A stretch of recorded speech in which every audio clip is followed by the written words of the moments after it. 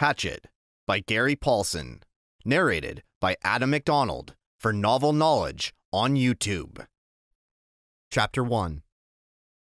Brian Robeson stared out the window of the small plane at the endless green northern wilderness below. It was a small plane, a Cessna 406, a bush plane, and the engine was so loud, so roaring and consuming and loud, that it ruined any chance for conversation. Not that he had much to say. He was 13, and the only passenger on the plane was a pilot named, what was it, Jim or Jake or something, who was in his mid-40s and who had been silent as he worked to prepare for takeoff. In fact, since Brian had come to the small airport in Hampton, New York to meet the plane, driven by his mother, the pilot had only spoken 5 words to him. "Get in the co-pilot seat," which Brian had done. They had taken off, and that was the last of their conversation. There had been the initial excitement, of course. He had never flown in a single-engine plane before. And to be sitting in the co-pilot seat, with all the controls right there in front of him, all the instruments in his face as the plane clawed for altitude, jerking and sliding on the wind currents as the pilot took off, had been interesting and exciting. But in 5 minutes, they had leveled off at 6,000 feet and headed northwest, and from then on, the pilot had been silent, staring out the front, and the drone of the engine had been all that was left. The drone and the sea of green trees that lay before the plane's nose, and flowed to the horizon, spread with lakes, swamps, and wandering streams and rivers. Now Brian sat, looking out the window with a roar thundering through his ears, and tried to catalog what had led up to his taking this flight. The thinking started. Always it started with a single word, divorce. It was an ugly word, he thought, a tearing ugly word that meant fights and yelling. Lawyers. God, he thought, how he hated lawyers, who sat with their comfortable smiles, and tried to explain to him in legal terms how all that he lived in was coming apart, and the breaking and shattering of all solid things, his home, his life, all the solid things, divorce, a breaking word, an ugly word, divorce, secrets. No, not secrets so much as just the secret. What he knew and had not told anybody, what he knew about his mother that had caused the divorce.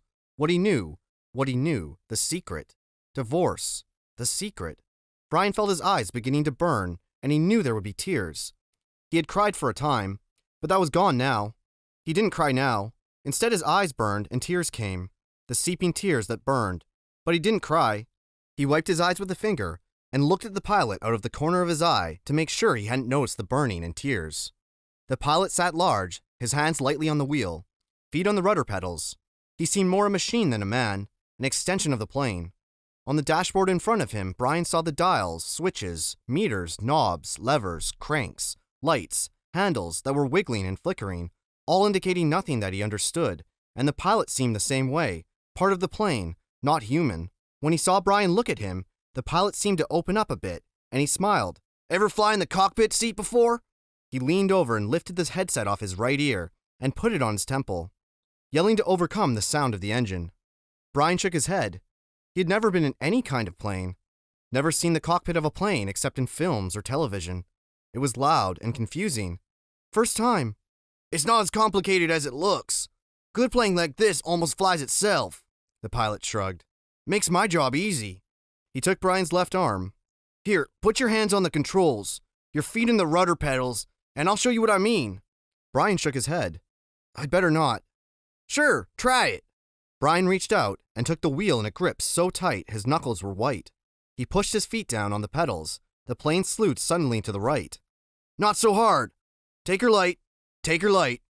Brian eased off, relaxed his grip. The burning in his eyes was forgotten momentarily as the vibration of the plane came through the wheel and the pedals.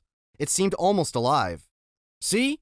The pilot let go of his wheel, raised his hand in the air, and took his feet off the pedals to show Brian he was actually flying the plane alone. "Simple.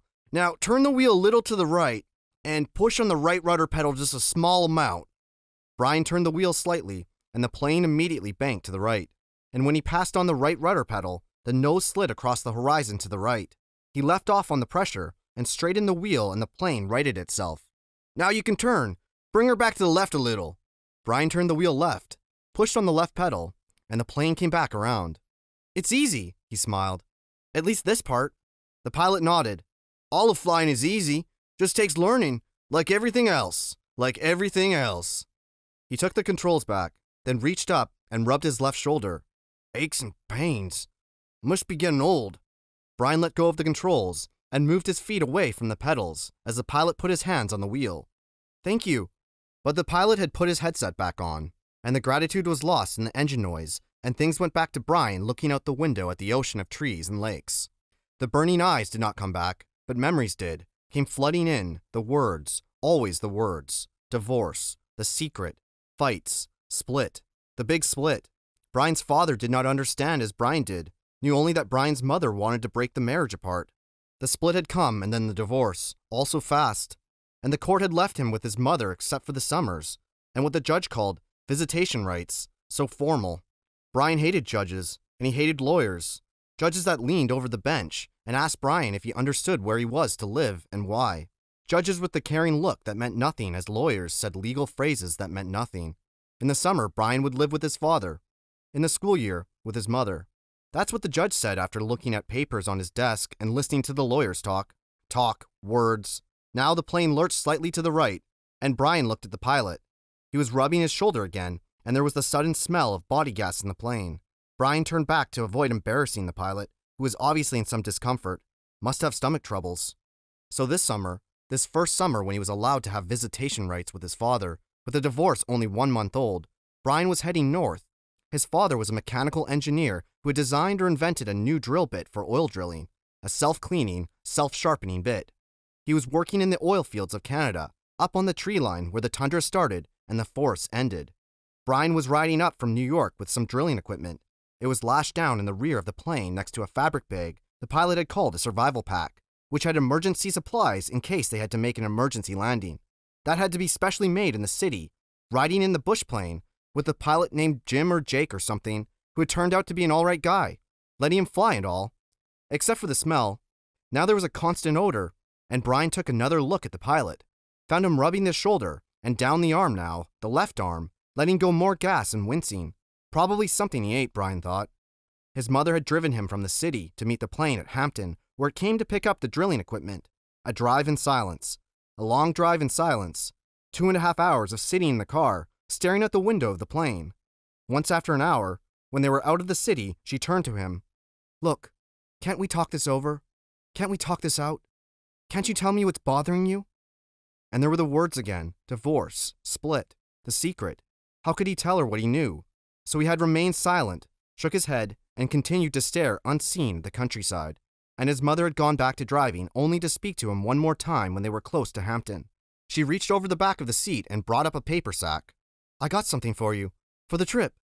Brian took the sack and opened the top. Inside there was a hatchet, the kind with a steel handle and rubber hand grip. The head was in a stout leather case that had a brass riveted belt loop. "It goes on your belt," his mother spoke now without looking at him. There were some farm trucks on the roads now, and she had to weave through them and watch traffic. "The man at the store said you could use it, you know, in the woods with your father." Dad, he thought. Not my father, my dad. "Thanks, it's really nice." But the words sounded hollow even to Brian. "Try it on. See how it looks on your belt." And he would normally have said no, that it looked too hokey to have a hatchet on your belt. Those were the normal things he would say. But her voice was thin, had a sound like something thin that would break if you touched it. And he felt bad for not speaking to her.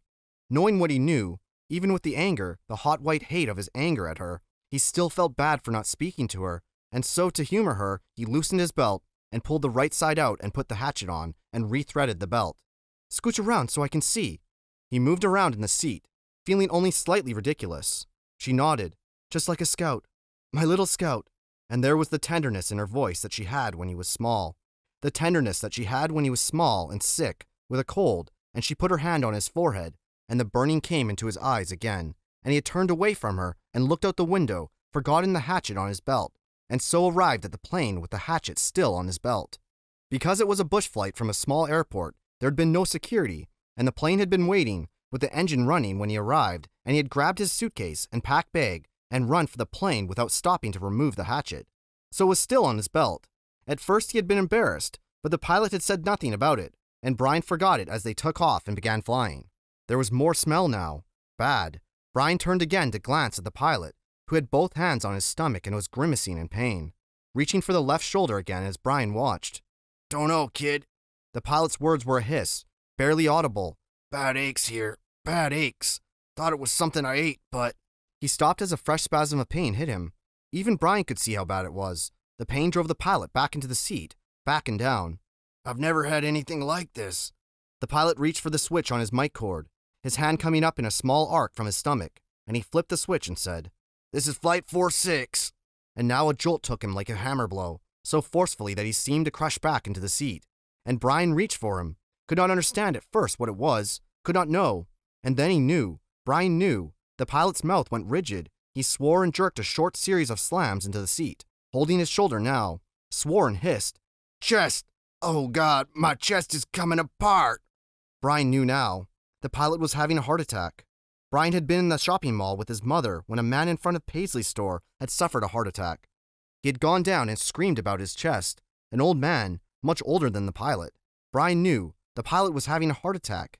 And even as knowledge came to Brian, he saw the pilot slam into the seat one more time.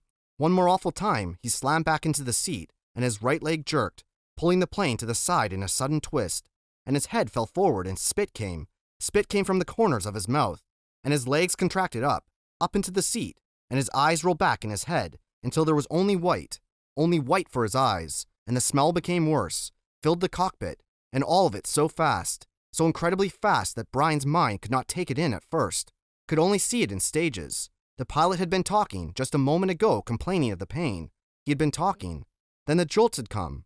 The jolts that took the pilot back had come. And now Brian sat, and there was a strange feeling of silence in the thrumming roar of the engine. A strange feeling of silence, and being alone. Brian was stopped. He was stopped. Inside he was stopped. He could not think past what he saw, what he felt. All was stopped. The very core of him, the very center of Brian Robison was stopped, and stricken with a white flash of horror, a terror so intense his breathing, his thinking, and nearly his heart had stopped. Stopped. Seconds passed. Seconds that became all of his life, and he began to know what he was seeing, began to understand what he saw, and that was worse, so much worse that he wanted to make his mind freeze again. He was sitting in a bush plane roaring 7,000 feet above the northern wilderness with a pilot who had suffered a massive heart attack and who was either dead or in something close to a coma. He was alone. In the roaring plane with no pilot, he was alone. Alone. Chapter 2. For a time that he couldn't understand, Brian could do nothing. Even after his mind began working and he could see what had happened, he could do nothing. It was as if his hands and arms were lead. Then he looked for ways for it not to have happened. Be asleep, his mind screamed at the pilot. Just be asleep and your eyes will open now, and your hands will take the controls, and your feet will move to the pedals. But it didn't happen. The pilot didn't move except that his head rolled on a neck, impossibly loose, as the plane hit a small bit of turbulence. Somehow the plane was still flying.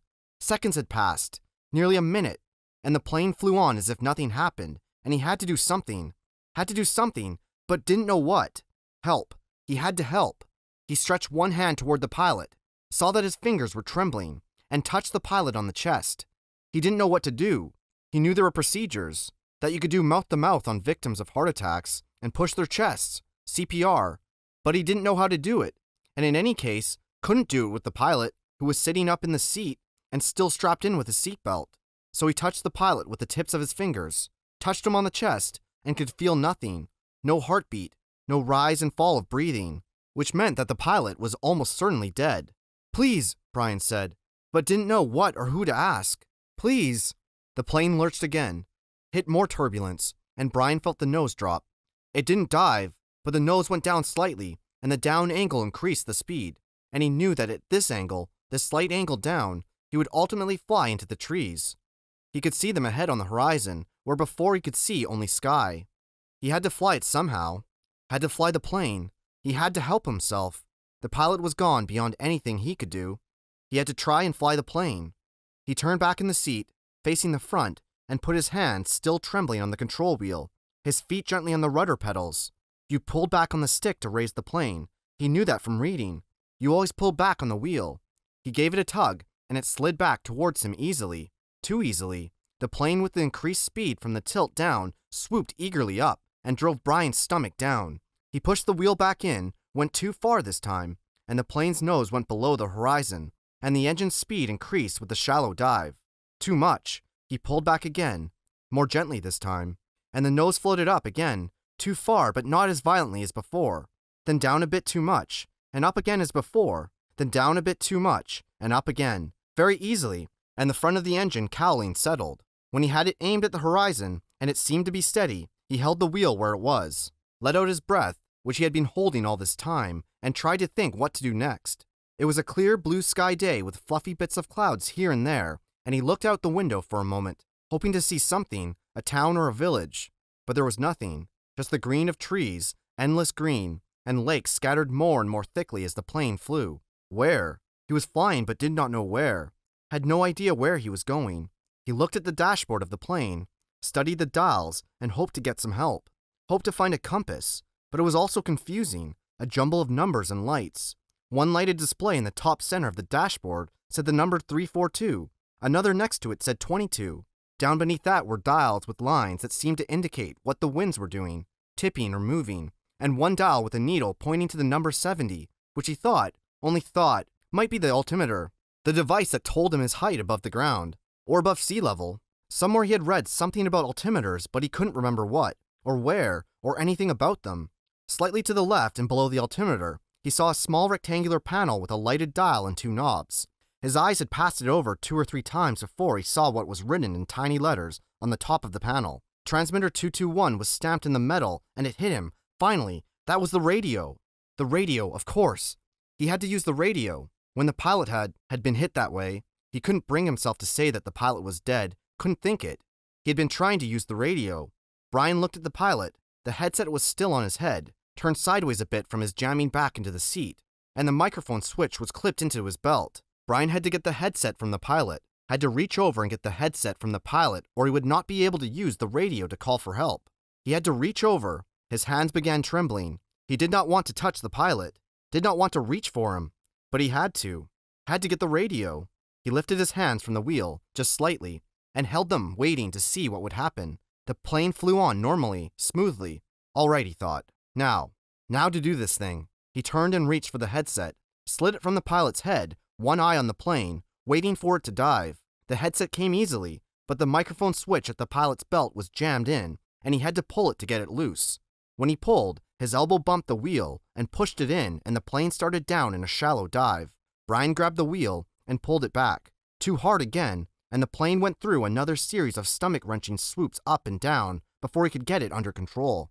When things had settled again, he pulled at the mic cord once more, and at last jerked the cord free. It took him another second or two to place the headset on his own head and position the small microphone tube in the front of his mouth. He had seen the pilot use it, had seen him depress the switch at his belt, so Brian pushed the switch in and blew into the mic. He heard the sound of his breath into the headset. Hello? Is there anybody listening on this? Hello? He repeated it 2 or 3 times, and then waited but heard nothing except his own breathing. Panic came then. He had been afraid, had been stopped with the terror of what was happening, but now panic came, and he began to scream into the microphone, scream over and over. Help! Somebody help me!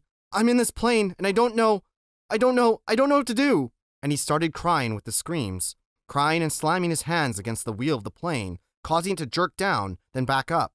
But again, he heard nothing but the sound of his own sobs in the microphone, his own screams mocking him, coming back into his ears. The microphone. Awareness cut into him.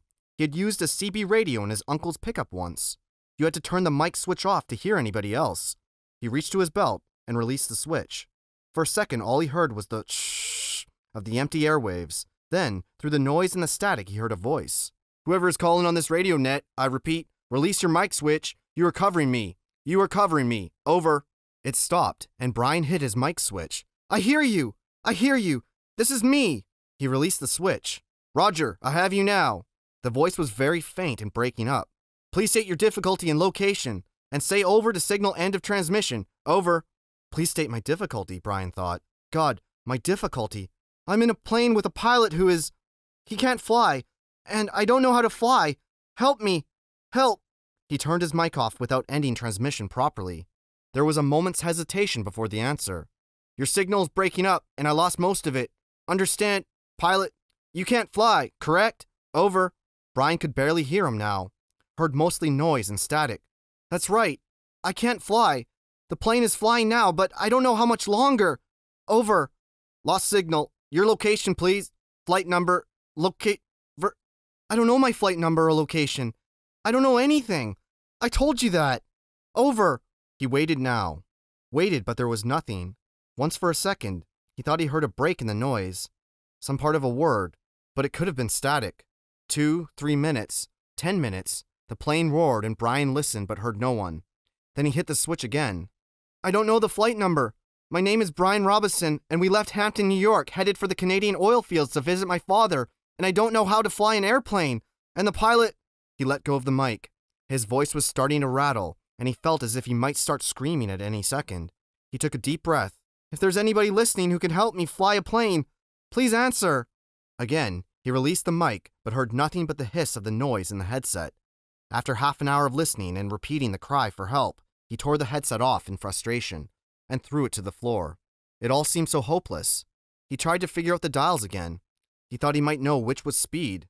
It was a lighted number that read 160, but he didn't know if that was actually miles an hour or kilometers, or if it just meant how fast the plane was moving through the air and not over the ground. He knew airspeed was different from ground speed, but not by how much. Parts of books he'd read about flying came to him. How wings worked, how the propeller pulled the plane through the sky. Simple things that wouldn't help him now. Nothing could help him now. An hour passed. He picked up the headset and tried again. It was, he knew, in the end, all he had. But there was no answer. He felt like a prisoner kept in a small cell that was hurtling through the sky at what he thought to be 160 miles an hour. Headed, he didn't know where, just headed somewhere until... There it was. Until what? Until he ran out of fuel? When the plane ran out of fuel, it would go down. Period. Or he could pull the throttle out and make it go down now. He had seen the pilot push the throttle in to increase speed. If he pulled the throttle back out, the engine would slow down and the plane would go down. Those were his choices.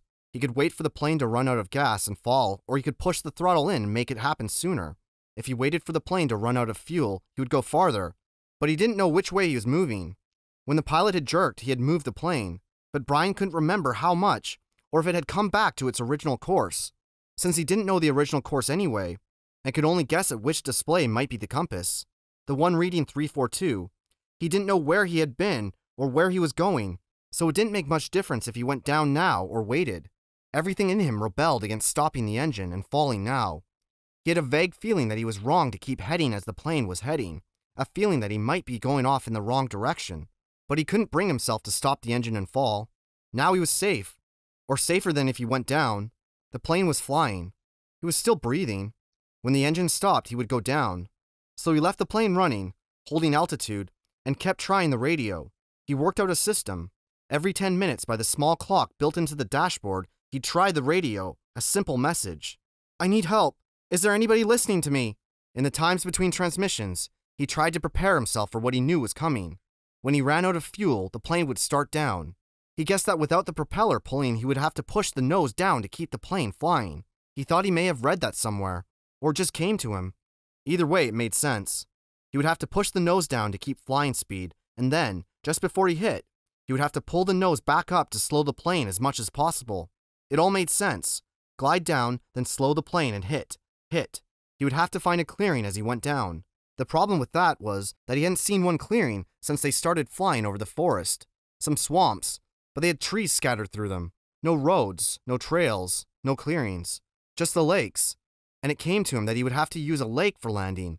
If he went down in the trees, he was certain to die. The trees would tear the plane to pieces as it went into them. He would have to come down in a lake. No, on the edge of a lake. He would have to come down near the edge of a lake and try to slow the plane as much as possible just before he hit the water. Easy to say, he thought. Hard to do. Easy say, hard do. Easy say, hard do. It became a chant that beat with the engine. Easy say, hard do. Impossible do. He repeated the radio call 17 times at 10-minute intervals, working on what he would do between transmissions. Once more, he reached over to the pilot and touched him on the face, but the skin was cold, cold hard, death cold, and Brian turned back to the dashboard. He did what he could, tightened his seatbelt, positioned himself, rehearsed mentally again and again what his procedure should be.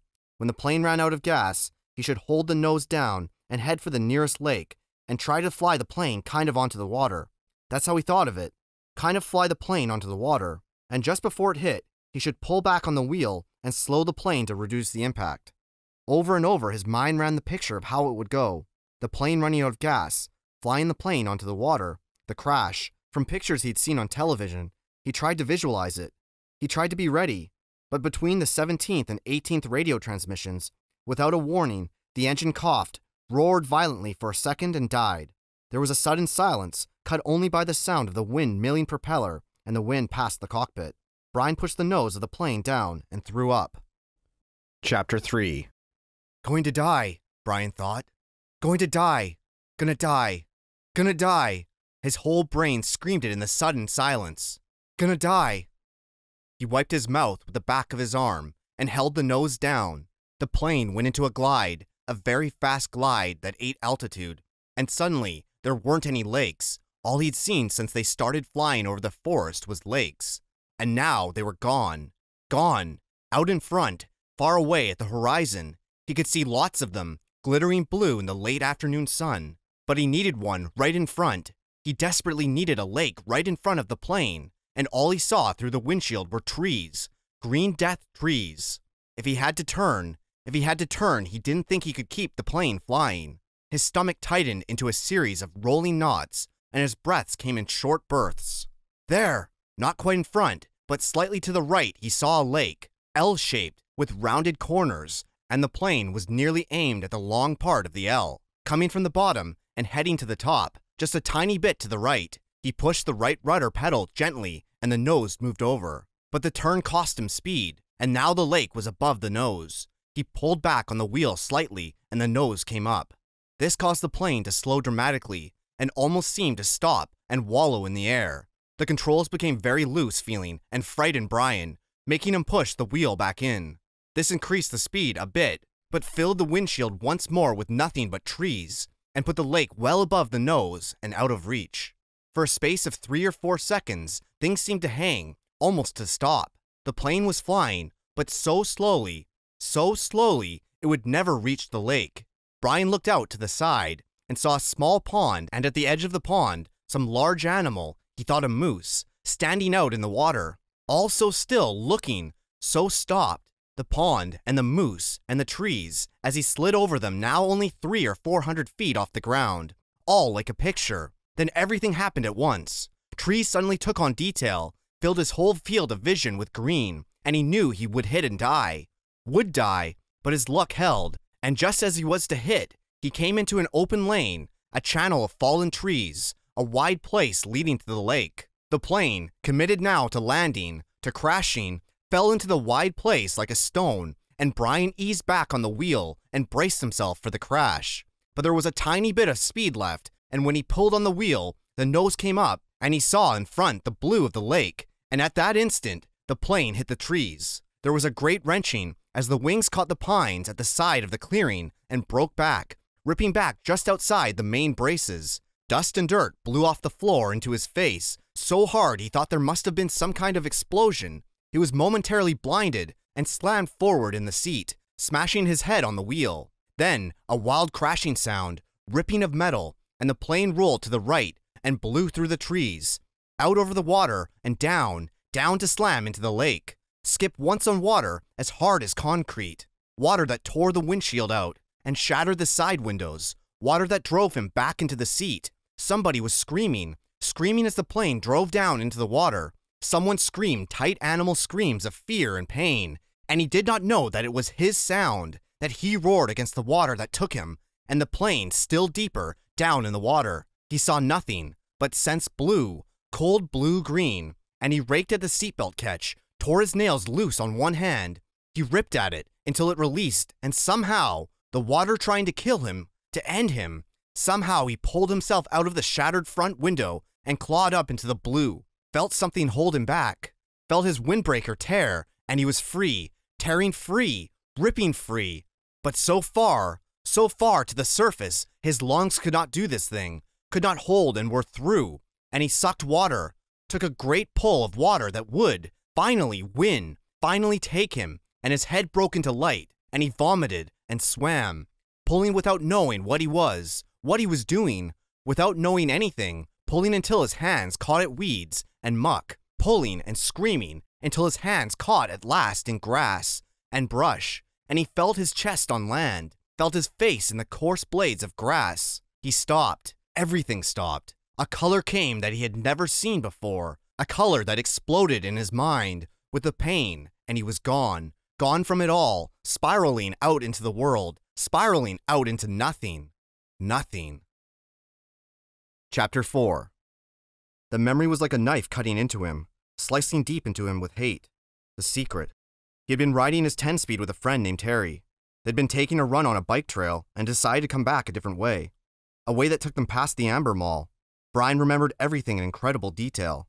Remembered the time on the bank clock in the mall, flashing 3:31, then the temperature 82, and the date.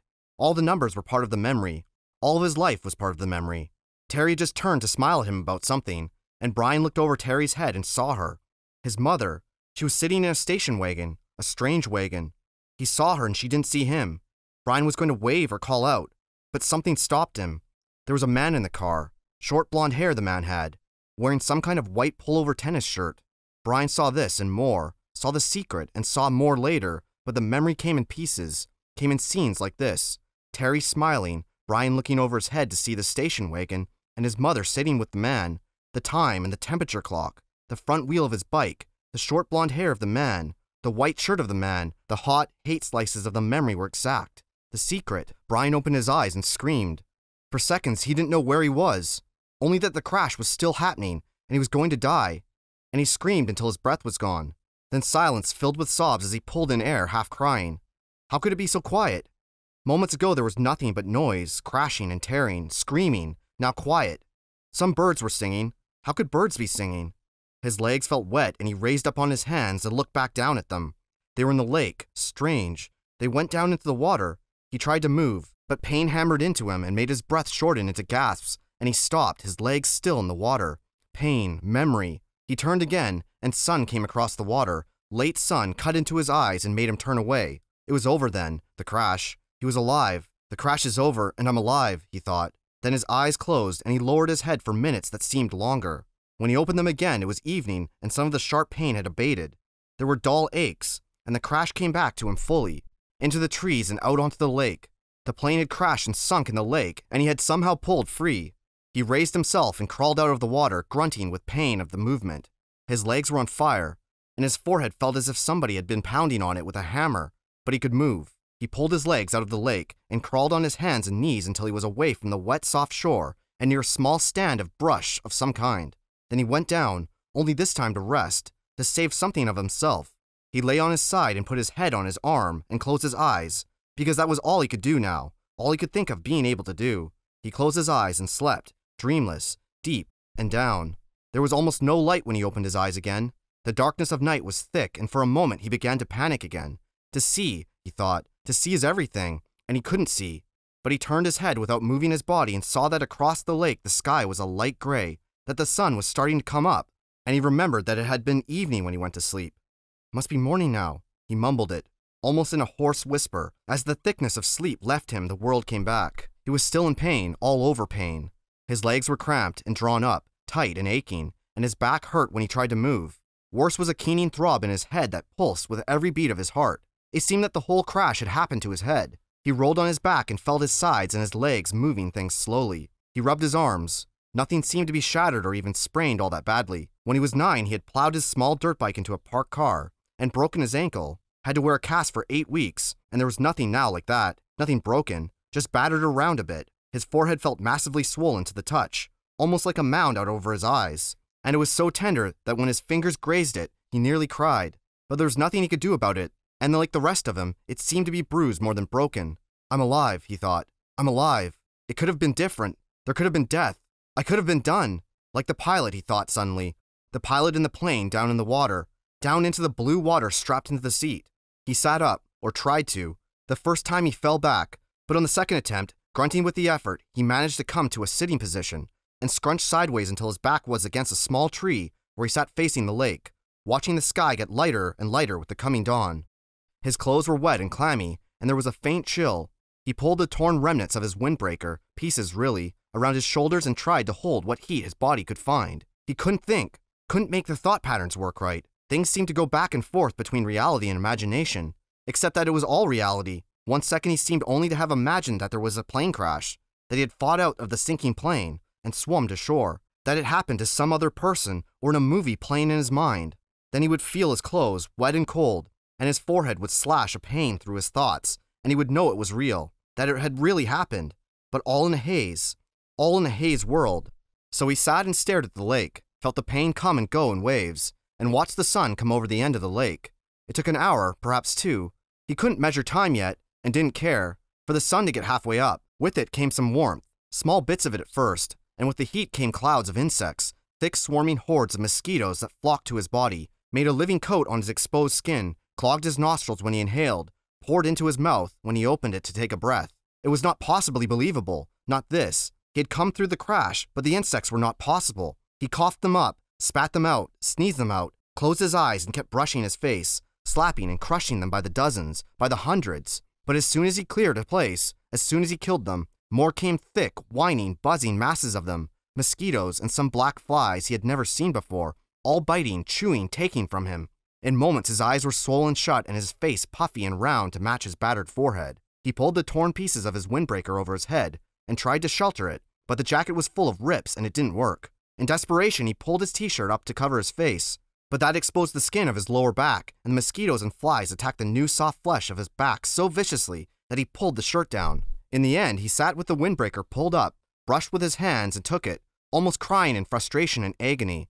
There was nothing left to do, and when the sun was fully up and heating him directly, bringing steam off of his wet clothes and bathing him in warmth, the mosquitoes and flies disappeared. Almost that suddenly. One minute he was sitting in the middle of a swarm, the next they were gone and the sun was on him. Vampires, he thought. Apparently they didn't like the deep of night, perhaps because it was too cool, and they couldn't take the direct sunlight. But in that gray time in the morning, when it began to get warm and before the sun was full up and hot, he couldn't believe them. Never in all the reading, in the movies he had watched on television about the outdoors, never once had they ever mentioned the mosquitoes or flies. All they ever showed on the naturalist shows was beautiful scenery, or animals jumping around having a good time. Nobody ever mentioned mosquitoes and flies. Ugh. He pulled himself up to stand against the tree and stretched, bringing new aches and pains. His back muscles must have been hurt as well.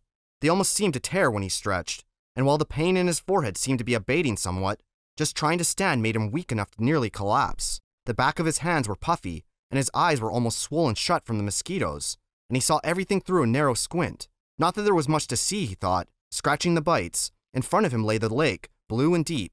He had a sudden picture of the plane, sunk in the lake, down and down in the blue, with the pilot's body still strapped in the seat, his hair waving. He shook his head, more pain. That wasn't something to think about. He looked at his surroundings again. The lake stretched slightly below him. He was at the base of the L, looking up the long part with the short part out to his right. In the morning light, and calm the water was absolutely, perfectly still. He could see the reflection of the trees at the other end of the lake. Upside down in the water they seemed, almost like an other forest, an upside-down forest to match the real one. As he watched, a large bird, he thought it looked like a crow, but it seemed larger, flew from the top, real forest, and the reflection bird matched it, both flying out over the water. Everything was green, so green it went into him. The forest was largely made up of pines and spruce, with stands of some low brush smeared here and there, and thick grass and some other kind of very small brush all over. He couldn't identify most of it, except the evergreens, and some leafy trees he thought might be aspen. He'd seen pictures of aspen in the mountains on television. The country around the lake was moderately hilly, but the hills were small, almost hummocks, and there were very few rocks except to his left. There lay a rocky ridge that stuck out overlooking the lake about 20 feet high. If the plane had come down a little to the left, it would have hit the rocks and never made the lake. He would have been smashed, destroyed. The word came. I would have been destroyed and torn and smashed, driven into the rocks and destroyed. Luck, he thought. I have luck. I had good luck there. But he knew that it was wrong. If he did have good luck, his parents wouldn't have divorced because of the secret, and he wouldn't have been flying with a pilot who had a heart attack, and he wouldn't be here where he had to have good luck to keep from being destroyed. If you keep walking back from good luck, he thought, you'll come to bad luck. He shook his head again, wincing. Another thing not to think about. The rocky ridge was rounded and seemed to be some kind of sandstone with bits of darker stone layered and stuck into it. Directly across the lake from it, at the inside corner of the L, was a mound of sticks and mud rising up out of the water a good 8 or 10 feet. At first Brian couldn't place it, but he knew that somehow he knew what it was. Had seen it in films. Then a small brown head popped to the surface of the water near the mound and began swimming off down the short leg of the L, leaving a V of ripples behind, and he remembered where he'd seen it. It was a beaver house, called a beaver lodge in a special he'd seen on the public channel. A fish jumped. Not a large fish, but it made a big splash near the beaver, and as if by a signal there were suddenly little splots all over the sides of the lake, along the shore as the fish began jumping. Hundreds of them, jumping and slapping the water. Brian watched them for a time, still in the half-daze, still not thinking well. The scenery was very pretty, he thought, and there were new things to look at, but it was all green and blue blur, and he was used to the gray and black of the city. Traffic, people talking, sounds all the time. The hum and whine of the city. Here at first it was silent, or he thought it was silent, but when he started to listen, really listen, he heard thousands of things. Hisses and blurks, small sounds, birds singing, hum of insects, splashes from the fish jumping. There was great noise here, but a noise he didn't know, and the colors were new to him, and the colors and noise mixed in his mind to make a green-blue blur he could hear. Here is a hissing pulse sound as he was still tired, so awfully tired, and standing had taken a lot of energy somehow, had drained him. He supposed he was still in some kind of shock from the crash, and there was still the pain, the dizziness, the strange feeling. He found another tree, a tall pine with no branches until the top, and sat with his back against it, looking down on the lake with the sun warming him, and in a few moments he scrunched down and he was asleep again. Chapter 5. His eyes snapped open, hammered open, and there were these things about himself that he knew instantly. He was unbelievably, viciously thirsty. His mouth was dry and tasted foul and sticky. His lips were cracked and felt as if they were bleeding, and if he didn't drink some water soon, he felt that he would wither up and die. Lots of water. All the water he could find. He knew the thirst and felt the burn on his face. It was mid-afternoon, and the sun had come over him and cooked him while he slept, and his face was on fire, would blister, would peel, which didn't help the thirst, made it much worse. He stood, using the tree to pull himself up, because there was still some pain and much stiffness, and looked down at the lake. It was water, but he didn't know if he could drink it. Nobody had ever told him if he could drink or not drink lakes. There was also the thought of the pilot, down in the blue with the plane strapped in. The body, awful, he thought, but the lake was blue and wet-looking, and his mouth and throat raged with the thirst, and he didn't know where there might be another form of water he could drink. Besides, he had probably swallowed a ton of it while he was swimming out of the plane and getting to shore. In the movies, they always showed the hero finding a clear spring with pure sweet water to drink, but in the movies, they didn't have plane wrecks and swollen foreheads and aching bodies and thirst that tore at the hero until he couldn't think. Brian took small steps down the bank to the lake. Along the edge there were thick grasses, and the water looked a little murky, and there were small things swimming in the water, small bugs. But there was a log extending about 20 feet out into the water of the lake. A beaver dropped from some time before, with old limbs sticking up, almost like handles. He balanced on the log, holding himself up with the limbs, and teetered out past the weeds and murky water. When he was out where the water was clear, and he could see no bugs swimming, he kneeled on the log to drink. A sip, he thought, still worrying about the lake water. I'll just take a sip. But when he brought a cupped hand to his mouth and felt the cold lake water trickle past his cracked lips and over his tongue, he couldn't stop. He had never, not even on long bike trips in the hot summer, been this thirsty. It was as if the water were more than water, as if the water had become all of life, and he couldn't stop. He stopped and put his mouth to the lake and drank, pulling it deep and swallowing great gulps of it. He drank until his stomach was swollen, until he nearly fell off the log with it. Then he rose and staggered his way back to the bank, where he was immediately sick and threw up most of the water. But his thirst was gone, and the water seemed to reduce the pain in his head as well, although the sunburn still cooked his face. So, he almost jumped with the word. Spoken aloud, it seemed so out of place, the sound. He tried it again. So here I am. And there it is, he thought. For the first time since the crash, his mind started to work. His brain triggered, and he began thinking. Here I am. And where is that? Where am I? He pulled himself once more up the bank to the tall tree without branches, and sat again with his back against the rough bark. It was hot now, but the sun was high and to his rear, and he sat in the shade of the tree in relative comfort. There were things to sort out. Here I am, and that is nowhere. With his mind opened and his thoughts happening, it all tried to come in with a rush. All of what had occurred, and he could not take it. The whole turned into a confused jumble that made no sense. He fought it down, and tried to take one thing at a time. He had been flying north to visit his father for a couple months in the summer, and the pilot had a heart attack and had died, and the plane had crashed somewhere in the Canadian North Woods, but he didn't know how far they had flown, or in what direction, or where he was. Slow down, he thought. Slow down more. My name is Brian Robison, and I'm 13 years old, and I'm alone in the North Woods of Canada. All right, he thought. That's simple enough. I was flying to visit my father, and the plane crashed and sank in a lake. There, keep it that way. Short thoughts. I don't know where I am, which doesn't mean much. More to the point, They don't know where I am. They mean anybody who might be wanting to look for me, the searchers. They would look for him, look for the plane. His father and mother would be frantic. They would tear the world apart to find him. Brian had seen searches on the news, seen movies and lost planes. When a plane went down, they mounted extensive searches, and almost always they found the plane within a day or two. Pilots always followed flight plans, a detailed plan for where and when they were going to fly, with all the courses explained. They would come, they would look for him. The searchers would get government planes and cover both sides of the flight plan filed by the pilot and search until they found him. Maybe even today. They might come today. This was the second day after the crash. No, Brian frowned. Was it the first day or the second day? They had gone down in the afternoon, and he had spent the whole night out cold. So this was the first day, but they could still come today. They would have started the search immediately when Brian's plane didn't arrive.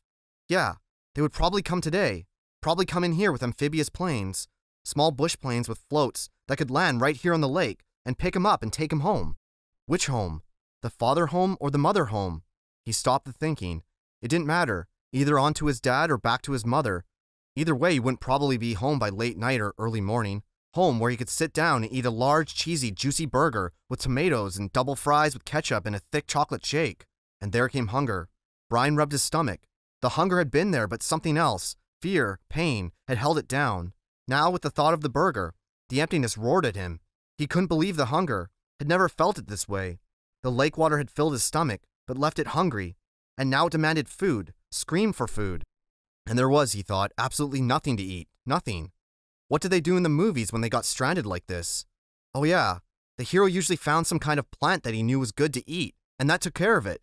Just ate the plant until he was full, or used some kind of cute trap to catch an animal, and cook it over a slick little fire, and pretty soon he had a full 8-course meal. The trouble, Brian thought, looking around, was that all he could see was grass and brush. There was nothing obvious to eat, and aside from about 1 million birds and the beaver, he hadn't seen animals to trap and cook. And even if he got one, somehow he didn't have any matches, so he couldn't have a fire. Nothing. It kept coming back to that. He had nothing. Well, almost nothing. As a matter of fact, he thought, I don't know what I've got or haven't got. Maybe I should try figure out just how I stand. It'll give me something to do. Keep me from thinking of food, until they come to find me. Brian had once had an English teacher, a guy named Perpich, who was always talking about being positive, thinking positive, staying on top of things. That's how Perpich had put it. Stay positive, stay on top of things. Brian thought of him now, wondered how to stay positive and stay on top of this. All Perpich would say is that, I have to get motivated. He was always telling kids to get motivated. Brian changed position so he was sitting on his knees. He reached into his pocket and took out everything he had and laid it on the grass in front of him. It was pitiful enough. A quarter, 3 dimes, a nickel, and 2 pennies, a fingernail clipper, a billfold with a $20 bill. In case you get stranded at the airport in some small town and have to buy food, his mother had said, and some odd pieces of paper. And on his belt, somehow still there, the hatchet his mother had given him. He had forgotten about it, and now reached around and took it out, and put it on the grass. There was a touch of rust already forming on the cutting edge of the blade, and he rubbed it off with his thumbs. That was it. He frowned. No, wait. If he was going to play the game, might as well play it right. Perpich would tell him to quit messing around, get motivated. Look at all of it, Robison. Had on a pair of good tennis shoes, now almost dry, and socks, and jeans and underwear, and a thin leather belt, and a t-shirt with a windbreaker so torn it hung on him in tatters. And a watch. He had a digital watch still on his wrist, but it was broken from the crash. The little screen blank, and he took it off and almost threw it away, but stopped the hand motion and lay the watch on the grass with the rest of it. There, that was it. No, wait. One other thing. Those were all the things he had, but he also had himself. Perpich used to drum that into them. You are the most valuable asset. Don't forget that. You are the best thing you have. Brian looked around again. I wish you were here, Perpich. I'm hungry and I'd trade everything I have for a hamburger. I'm hungry, he said aloud, in a normal tone at first, then louder and louder until he was yelling it. I'm hungry. I'm hungry. I'm hungry. When he stopped, there was a sudden silence, not just from him, but the clicks and blurps and bird sounds of the forest as well. The noise of his voice had startled everything, and it was quiet. He looked around, listened with his mouth open, and realized that in all his life he had never heard silence before. Complete silence. There had always been some sound, some kind of sound. It lasted only a few seconds, but it was so intense that it seemed to become part of him. Nothing. There was no sound. Then the birds started again, and some kind of buzzing insect, and then a chattering, and a cawing, and soon there was the same background of sound. which left him still hungry. Of course, he thought, putting the coins and the rest back in his pocket and the hatchet in his belt. Of course, if they come tonight, or even if they take as long as tomorrow, the hunger's no big thing. People have gone for many days without food as long as they have got water. Even if they don't come until late tomorrow, I'll be all right. Lose a little weight maybe, but the first hamburger and a malt fries will bring it right back. A mental picture of hamburger, the way they showed it in the television commercials, thundered into his thoughts. Rich colors, the meat juicy and hot. He pushed the picture away, so even if they didn't find him tomorrow, he thought, he would be all right. He had plenty of water, although he wasn't sure if it was good and clean or not. He sat again by the tree, his back against it. There was a thing bothering him. He wasn't quite sure what it was, but it kept chewing at the edge of his thoughts. Something about the plane and the pilot that would change things. There it was. The moment when the pilot had his heart attack, his right foot had jerked down on the rudder pedal, and the plane had slewed sideways. What did that mean? Why did that keep coming into his thinking that way, nudging and pushing? It means, a voice in his thoughts said, that they might not be coming for you tonight, or even tomorrow. When the pilot pushed the rudder pedal, the plane had jerked to the side and assumed a new course. Brian could not remember how much it had pulled around, but it wouldn't have had to be much, because after that, with the pilot dead, Brian had flown for hour after hour on the new course, well away from the flight plan the pilot had filed. Many hours, at maybe 160 miles an hour. Even if it was only a little off course, with that speed and time, Brian might now be sitting several hundred miles off to the side of the recorded flight plan, and they would probably search most heavily at first along the flight plan course. They might go out to the side a little, but he could easily be 300-400 miles to the side. He couldn't know. Couldn't think of how far he might have flown wrong because he didn't know the original course and didn't know how much they'd pulled sideways. Quite a bit. That's how he remembered it. Quite a jerk to the side. It pulled his head over sharply when the plane had swung around. They might not find him for 2 or 3 days. He felt his heartbeat increase as the fear started. The thought was there, but he fought it down for a time, pushed it away, then exploded out. They might not find him for a long time. And the next thought was there as well, that they might never find him. But that was panic, and he fought it down and tried to stay positive. They searched hard when a plane went down. They used many men and planes, and they would go to the side. They would know he was off from the flight path. He had talked to the man on the radio. They would somehow know. It would be all right. They would soon find him. Maybe not tomorrow, but soon. Soon. Soon. They would find him soon. Gradually, like sloshing oil, his thoughts settled back and the panic was gone. Say they didn't come for 2 days. No, say they didn't come for 3 days. Even push that to 4 days. He could live with that. He would have to live with that. He didn't want to think of them taking longer. But say 4 days, he had to do something. He couldn't just sit at the bottom of this tree and stare down at the lake for 4 days. And nights. He was in deep woods and didn't have any matches. Couldn't make a fire. There were large things in the woods. There were wolves, he thought, and bears, other things. In the dark, he would be in the open here, just sitting at the bottom of a tree. He looked around suddenly, felt the hair on the back of his neck go up. Things might be looking at him right now, waiting for him. Waiting for the dark so they could move in and take him. He fingered the hatchet at his belt. It was the only weapon he had, but it was something. He had to have some kind of shelter. No, make that worse. He had to have some kind of shelter, and he had to have something to eat. He pulled himself to his feet and jerked the back of his shirt down before the mosquitoes could get at it. He had to do something to help himself. I have to get motivated, he thought. Remembering Purpitch. Right now, I'm all I've got. I have to do something. Chapter 6. 2 years before, he and Terry had been fooling around down near the park, where the city seemed to end for a time, and the trees grew thick, and came down to the small river that went through the park. It was thick there, and seemed kind of wild, and they had been joking and making things up, and they pretended that they were lost in the woods, and talked in the afternoon about what they would do. Of course, they figured they'd have all sorts of goodies like a gun and a knife, and fishing gear, and matches so they could hunt and fish, and have a fire. I wish you were here, Terry, he thought, with a gun, and a knife and some matches. In the park that time, they had decided the best shelter was a lean-to, and Brian set out now to make one up. Maybe cover it with grass or leaves or sticks, he thought, and he started to go down to the lake again, where there were some willows he could cut down for braces, but it struck him that he ought to find a good place for the lean-to, and so he decided to look around first. He wanted to stay near the lake, because he thought the plane, even deep in the water, might show up to somebody flying over, and he didn't want to diminish any chance he might have of being found.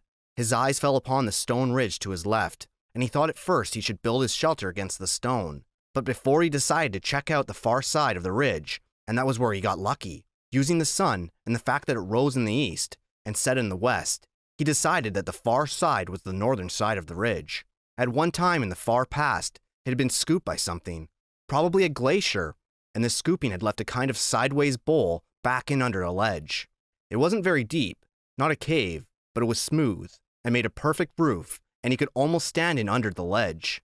He had to hold his head slightly tipped forward at the front to keep it from hitting the top. Some of the rock that had been scooped out had also been pulverized by the glacial action, turned into sand, and now made a small sand beach that went down to the edge of the water in front, and to the right of the overhang. It was his first good luck. No, he thought. He had good luck in the landing, but this was good luck as well, luck he needed.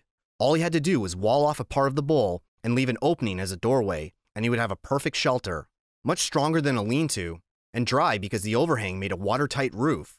He crawled back in, under the ledge, and sat. The sand was cool here in the shade, and the coolness felt wonderful to his face, which was already starting to blister and get especially painful on his forehead, with the blisters on top of the swelling. He was also still weak. Just the walk around the back of the ridge and the slight climb over the top had left his legs rubbery. It felt good to sit for a bit under the shade of the overhang in the cool sand. And now he thought, if I just had something to eat, anything. When he had rested a bit, he went back down to the lake and drank a couple swallows of water. He wasn't all that thirsty, but he thought the water might help to take the edge off his hunger. It didn't. Somehow the cold lake water actually made it worse, sharpened it. He thought of dragging in wood to make a wall in part of the overhang, and picked up one piece to pull up, but his arms were too weak, and he knew then that it wasn't just the crash and injury to his body and head, it was also that he was weak from hunger. He would have to find something to eat. Before he did anything else, he would have to have something to eat. But what? Brian leaned against the rock and stared out at the lake. What, in all of this, was there to eat? He was so used to having food just be there, just always be there. When he was hungry, he went to the icebox, or to the store, or sat down to his meal his mother cooked. Oh, he thought, remembering a meal now. Oh, it was last Thanksgiving, last year, the last Thanksgiving they had as a family before his mother demanded the divorce, and his father moved out in the following January. Brian already knew the secret, but didn't know it would cause them to break up, and thought it might work out. The secret that his father still didn't know, but that he would try to tell him. When he saw him, the meal had been turkey, and they cooked it in the backyard in the barbecue over charcoal, with the lid down tight. His father had put hickory chips on the charcoal, and the smell of the cooking turkey and the hickory smoke had filled the yard.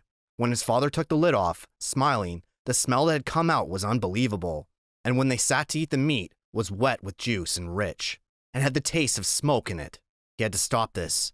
His mouth was full of saliva, and his stomach was twisting and growling. What was there to eat? What had he read or seen that told him about food in the wilderness? Hadn't there been something? A show. Yes, a show on television about Air Force pilots and some kind of course they took. A survival course. All right, he had the show coming into his thoughts now. The pilots had to live in the desert. They put them in the desert down in Arizona or someplace, and they had to live for a week. They had to find food and water for a week. For water, they made a sheet of plastic into a dew-gathering device, and for food, they ate lizards. That was it. Of course, Brian had lots of water, and there weren't too many lizards in the Canadian woods. That he knew. One of the pilots had used a watch crystal as a magnifying glass to focus the sun and start a fire so they didn't have to eat the lizards raw. But Brian had a digital watch, without a crystal, broken at that, so the show didn't help him much. Wait, there was one thing. One of the pilots, a woman, had found some kind of beans on a bush, and she used them with her lizard meat to make a little stew in a tin can she had found. Bean lizard stew. There weren't any beans here, but there must be berries. There had to be berry bushes around. That's what everybody else always said. Well, he'd actually never heard anybody say it, but he felt that it must be true. There must be berry bushes. He stood and moved out into the sand and looked up at the sun. It was still high. He didn't know what time it must be. At home, it would be 1 or 2 if the sun were that high. At home, 1 or 2, his mother would be putting away the lunch dishes and getting ready for her exercise class. No, that would have been yesterday. Today, she'd be going to see him. Today was Thursday, and she always went to see him on Thursdays. Wednesday was the exercise class, and Thursday she went to see him. Hot little jets of hate worked into his thoughts. Pushed once, moved back. If his mother hadn't begun to see him and forced the divorce, Brian wouldn't be here now. He shook his head. Had to stop that kind of thinking. The sun was still high, and that meant that he had some time before darkness to find berries. He didn't want to be away from his shelter when it came to be dark. He almost thought of it as home now. He didn't want to be anywhere in the woods when it came to be dark. And he didn't want to get lost, which was a real problem. All he knew in the world was the lake in front of him, and the hill at his back, and the ridge.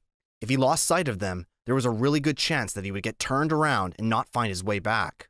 So he had to look for berry bushes, but keep the lake or the rock ridge in sight at all times. He looked up the lake shore to the north.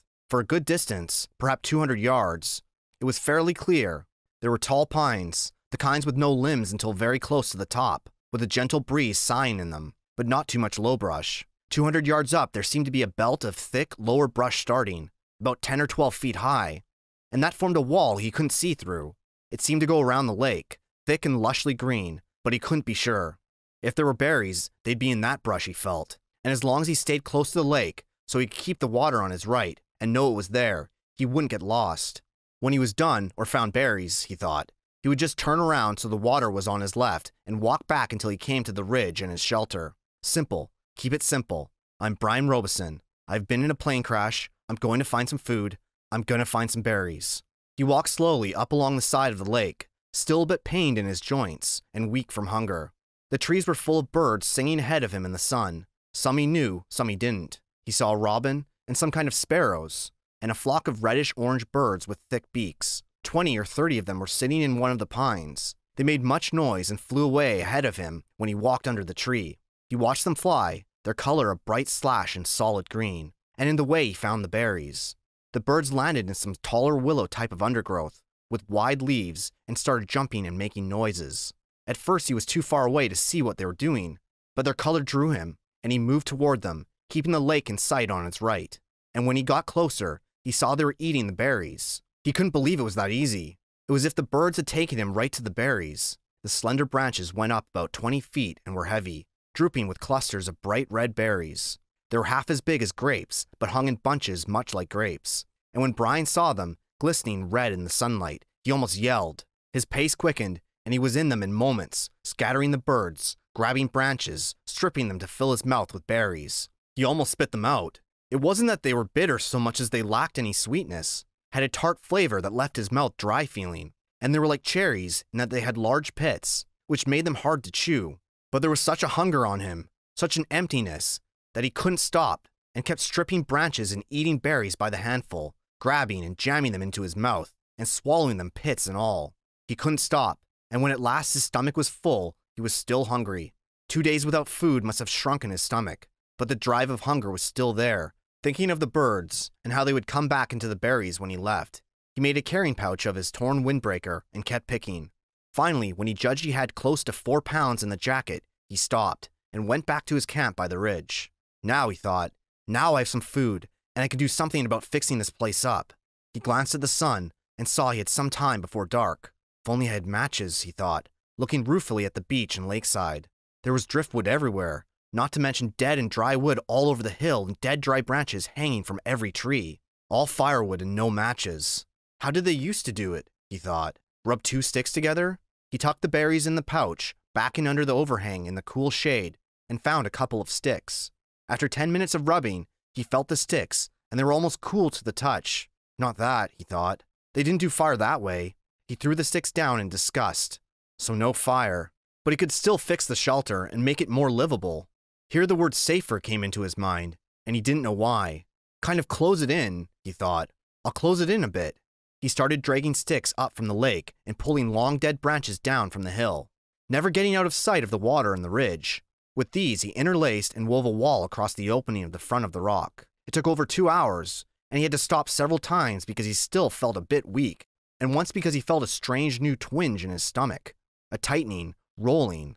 Too many berries, he thought. I ate too many of them. But it was gone soon, and he kept working until the entire front of the overhang was covered, save for a small opening at the right end, nearest the lake. The doorway was about 3 feet, and when he went in, he found himself in a room almost 15 feet long and 8 to 10 feet deep, with the rock wall sloping down at the rear. Good, he said, nodding. Good. Outside, the sun was going down finally, and in the initial coolness, the mosquitoes came out again and clouded in on him.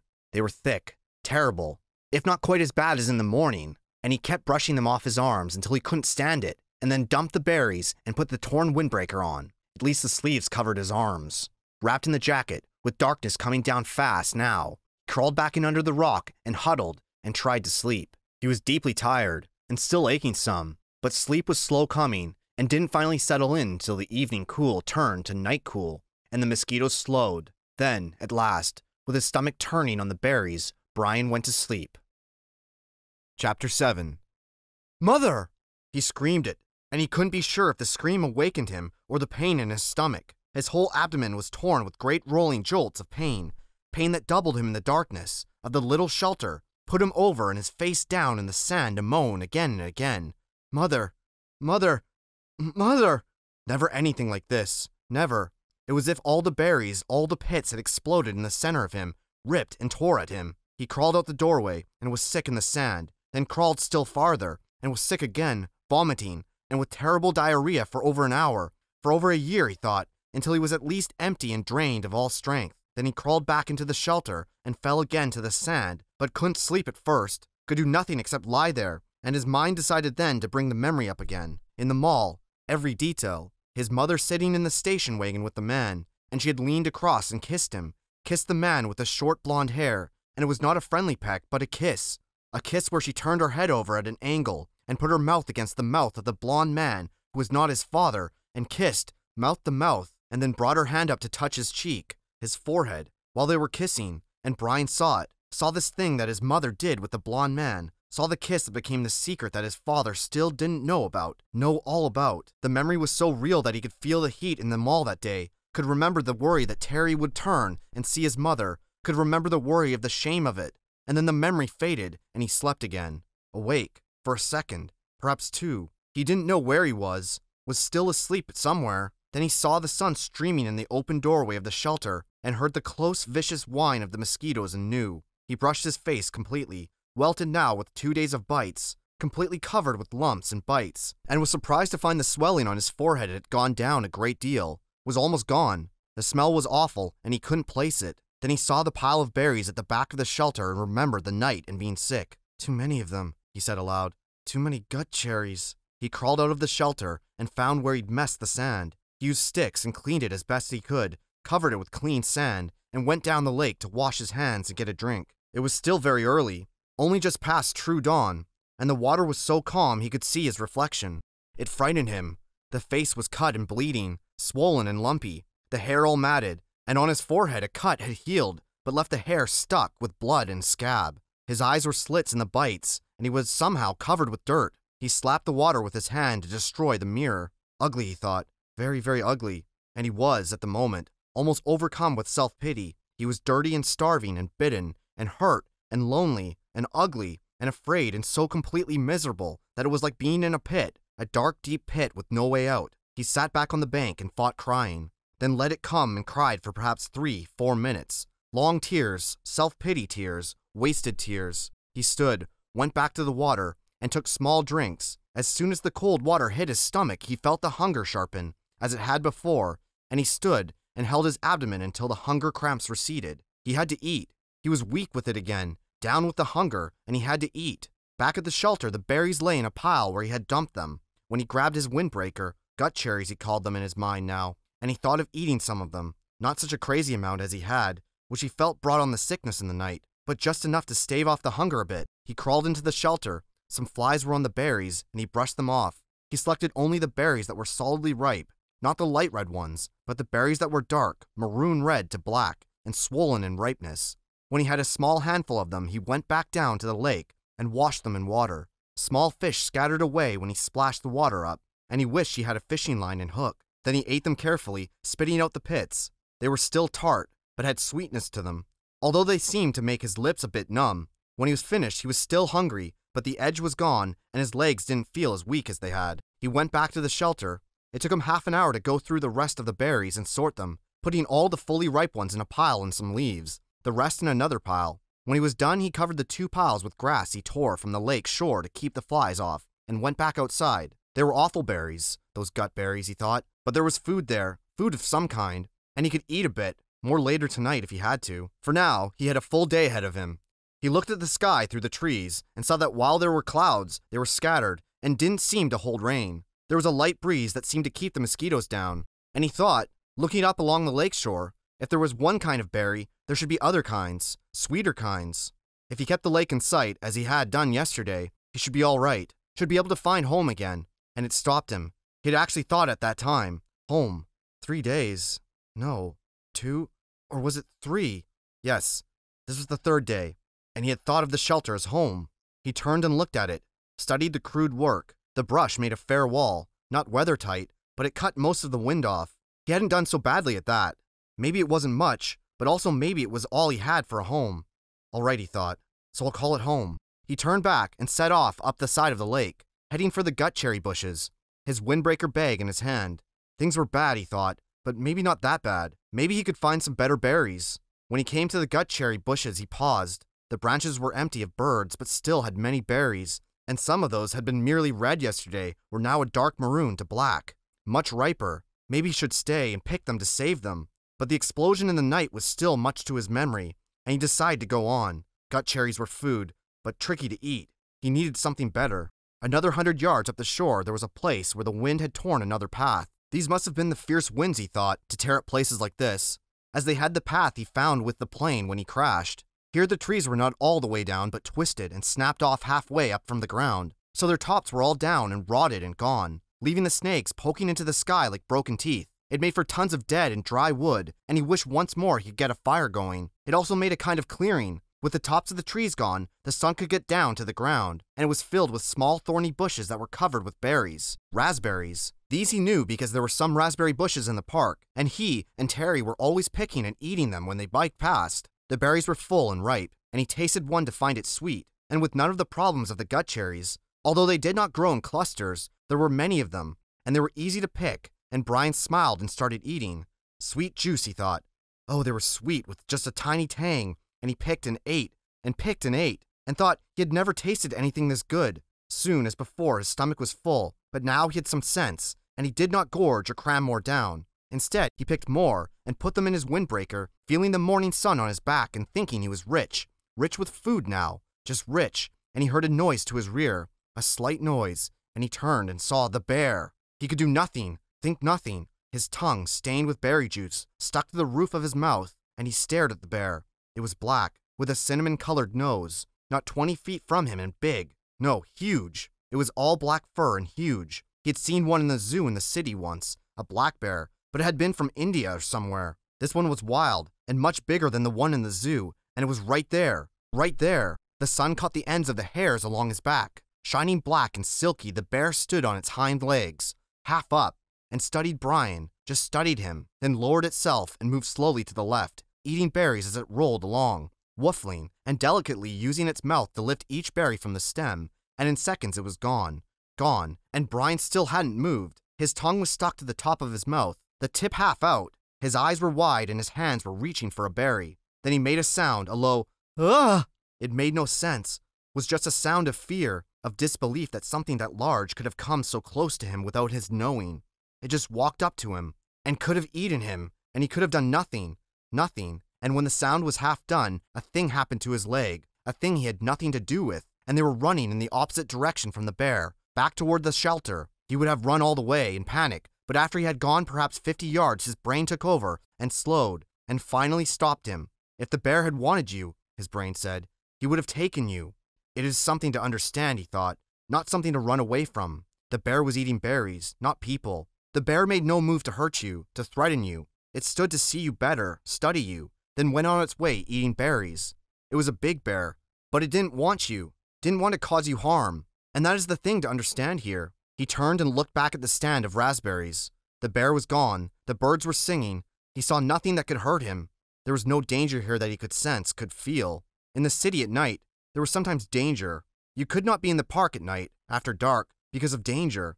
But here, the bear had looked at him, and had moved on, and this filled his thoughts. The berries were so good, so sweet and rich, and his body was so empty. And the bear had almost indicated that. It didn't mind sharing, had just walked from him, and the berries were so good. And he thought finally, if he didn't go back and get the berries, he would have to eat the gut cherries again tonight. That convinced him, and he walked slowly back to the raspberry patch and continued picking for the entire morning, although with great caution, and once when a squirrel rustled some pine needles at the base of a tree, he nearly jumped out of his skin. About noon, the sun was almost straight overhead, the clouds began to thicken and look dark. In moments it started to rain, and he took what he had picked and trotted back to the shelter. He had eaten probably 2 pounds of raspberries and made another 3 pounds in his jacket, rolled in a pouch.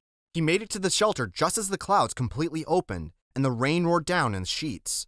Soon the sand outside was drenched and there was rivulets running down to the lake, but inside he was dry and snug. He started to put the picked berries back in the sorted pile with the gut cherries, but noticed that the raspberries were seeping through the jacket. They were much softer than the gut cherries and apparently were being crushed a bit with their own weight. When he held the jacket up and looked beneath, he saw a stream of red liquid. He put a finger in it and found it to be sweet and tangy, like pop without the fizz, and he grinned and lay back on the sand, holding the bag up over his face and letting the seepage drip inside his mouth. Outside the rain poured down, but Brian lay back, drinking syrup from the berries, dry and with the pain almost all gone, the stiffness also gone, his belly full and a good taste in his mouth. For the first time since the crash, he wasn't thinking of himself or his own life. Brian was wondering if the bear was as surprised as he to find another bean in the berries. Later in the afternoon, as evening came down, he went to the lake and washed the sticky berry juice from his face and hands, then went back to prepare for the night. While he accepted and understood that the bear didn't want to hurt him, it was still much in his thoughts, and as darkness came into the shelter, he took the hatchet out of his belt and put it by his head, his hand on the handle, as the day caught up with him and he slept. Chapter 8. At first he thought it was a growl. In the still darkness of the shelter, in the middle of the night, his eyes came open, and he was awake, and he thought there was a growl. But it was the wind. A medium wind in the pines had made some sound that brought him up, brought him awake. He sat up, and was hit with the smell. It terrified him. The smell was one of rot, some musty rot that made him think only of graves with cobwebs and dust and old death. His nostrils widened, and he opened his eyes wider, but he could see nothing. It was too dark. Too hard dark with clouds covering even the small light from the stars. And he couldn't see, but the smell was alive and full, and in the shelter. He thought of the bear, thought of Bigfoot, and every monster he had ever seen in every fright movie he had ever watched, and his heart hammered in his throat. Then he heard the slithering, a brushing sound, a slithering brushing sound near his feet, and he kicked out as hard as he could, kicked out and threw the hatchet at the sound, a noise coming from his throat. But the hatchet missed, sailed into the wall where it hit the rocks with a shower of sparks, and his leg was instantly torn with pain, as if 100 needles had been driven into it. Ah! Now he screamed, with the pain and fear, and skittered on his backside up into the corner of the shelter, breathing through his mouth, straining to see, to hear. The slithering moved again. He thought toward him at first, and terror took him. Stopping his breath, he felt he could see a low, dark form, a bulk in the darkness, a shadow that lived, but now it moved away. Slithering and scraping it moved away, and he saw, or thought he saw it go out of the door opening. He lay on his side for a moment, then pulled a rasping breath in and held it, listening for the attacker to return. When it was apparent that the shadow wasn't coming back, he felt the calf of his leg, where the pain was centered and spreading to fill the whole leg. His fingers gingerly touched a group of needles that had been driven through his pants and into the fleshy parts of his calf. They were stiff and very sharp on the ends that stuck out, and he knew then what the attacker had been. A porcupine had stumbled into his shelter, and when he had kicked it, the thing had slapped him with its tail of quills. He touched each quill carefully. The pain made it seem as if dozens of them had been slammed into his leg, but there were only 8, pinning the cloth against his skin. He turned back against the wall for a minute. He couldn't leave them in. They had to come out, but just touching them made the pain more intense. So fast, he thought. So fast things change. When he'd gone to sleep, he had satisfaction, and in just a moment it was all different. He grasped one of the quills, held his breath, and jerked.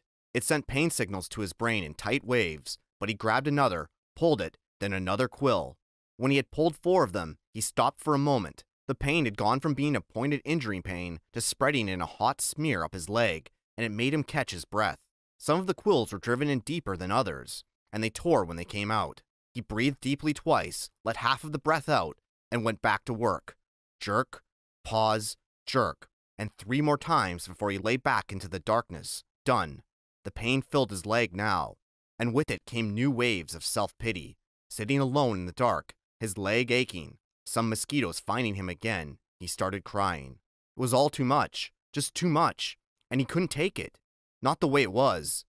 I can't take it this way. Alone with no fire in the dark. And next time it might be something worse. Maybe a bear. And it wouldn't be just quills in the leg. It'd be worse. I can't do this, he thought. Again and again. I can't. Brian pulled himself up until he was sitting upright back in the corner of the cave. He put his head down on his arms across his knees, with stiffness taking his left leg, and cried until he was cried out. He didn't know how long it took, but later he looked back on this time of crying in the corner of the dark cave and thought of it as when he learned the most important rule of survival, which was the feeling sorry for yourself didn't work. It wasn't just that it was wrong to do, or that it was considered incorrect. It was more than that. It didn't work. When he sat alone in the darkness and cried and was done, all done with it, nothing had changed. His legs still hurt. It was still dark. He was still alone, and self-pity had accomplished nothing. At last he slept again, but already his patterns were changing, and the sleep was light. A resting doze more than a deep sleep, with small sounds awaking him twice in the rest of the night. In the last doze period before daylight, before he awakened, finally with the morning light and the clouds of new mosquitoes, he dreamed. This time it wasn't of his mother, not of the secret, but of his father at first, and then of his friend Terry. In the initial segment of the dream, his father was standing at the side of a living room, looking at him, and it was clear from his expression that he was trying to tell Brian something. His lips moved, but there was no sound, not a whisper. He waved his hands at Brian, made gestures in front of his face, as if he were scratching something, and he worked to make a word with his mouth, but at first Brian couldn't see it. Then the lips made a shape, but no sound came. Brian couldn't hear it, couldn't understand it, and he wanted to so badly. It was so important to understand his father, to know what he was saying. He was trying to help, trying so hard, and when Brian couldn't understand, he looked cross, the way he did when Brian asked questions more than once, and he faded. Brian's father faded into a fog place Brian couldn't see, and the dream was almost over, or seemed to be, when Terry came. He wasn't gesturing to Brian, but was sitting in the park at a bench looking at a barbecue pit, and for a time nothing happened. Then he got up and poured some charcoal from a bag into the cooker, then some starter fluid, and he took a flick-type lighter and lit the fluid. When it was burning, and the charcoal was at last getting hot, he turned, noticing Brian for the first time in the dream. He turned and smiled and pointed to the fire as if to say, "See? A fire!" But it meant nothing to Brian, except that he wished he had a fire. He saw a grocery sack on the table next to Terry. Brian thought it must contain hot dogs and chips and mustard, and he could think only of food. But Terry shook his head and pointed again to the fire, and twice more he pointed to the fire, made Brian see the flames, and Brian felt his frustration and anger rise, and he thought, all right, I see the fire, but so what? I don't have a fire. I know about fire. I know I need a fire. I know that. His eyes opened, and there was light in the cave, a gray dim light of morning. He wiped his mouth and tried to move his leg, which had stiffened like wood. There was thirst and hunger, and he ate some raspberries from the jacket. They had spoiled a bit, seemed softer and mushier, but still had a rich sweetness. He crushed the berries against the roof of his mouth with his tongue, and drank the sweet juice as it ran down his throat. A flash of metal caught his eye, and he saw his hatchet in the sand, where he had thrown it at the porcupine in the dark. He scooched up, wincing a bit when he bent his stiff leg, and crawled to where the hatchet lay. He picked it up and examined it, and saw a chip in the top of the head. The nick wasn't too large, but the hatchet was important to him, was his only tool, and he shouldn't have thrown it. He should keep it in his hand, and make a tool of some kind to help push away an animal. Make a staff, he thought, or a lance, and save the hatchet. Something came then, a thought as he held the hatchet. Something about the dream and his father and Terry, but he couldn't pin it down. He scrambled out and stood in the morning sun, and stretched his back muscles and his sore leg. The hatchet was still in his hand, and as he stretched and raised it over his head, it caught the first rays of the morning sun. The first faint light hit the silver of the hatchet, and it flashed a brilliant gold in the light. Like fire. That's it, he thought. What they were trying to tell me. Fire.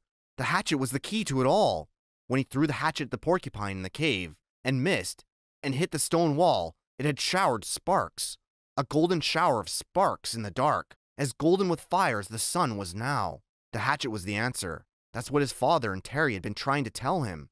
Somehow he could get fire from the hatchet. The sparks would make fire. Brian went back into the shelter and studied the wall. It was some form of chalky granite, or a sandstone, but embedded in it were large pieces of a darker stone, a harder and darker stone. It only took him a moment to find where the hatchet had struck. The steel had nicked into the edge of one of the darker stone pieces. Brian turned the head backward so he would strike with the flat rear of the hatchet and hit the black rock gently. Too gently, and nothing happened. He struck harder, a glancing blow, and 2 or 3 sparks skipped off the rock and died immediately. He swung harder, held the hatchet so it hit a longer sliding blow, and the black rock exploded in fire. Sparks flew so heavily that several of them skittered and jumped on the sand beneath the rock, and he smiled and struck again and again. There could be fire here, he thought. I'll have fire here, and struck again. I'll have fire from the hatchet! Chapter 9. Brian found it was a long way from sparks to fire. Clearly there had to be something for the sparks to ignite, some kind of tinder or kindling. But what? He brought some dried grass in, tapped sparks into it, and watched them die. He tried small twigs, breaking them into little pieces, but that was worse than the grass. Then he tried a combination of the two, grass and twigs. Nothing.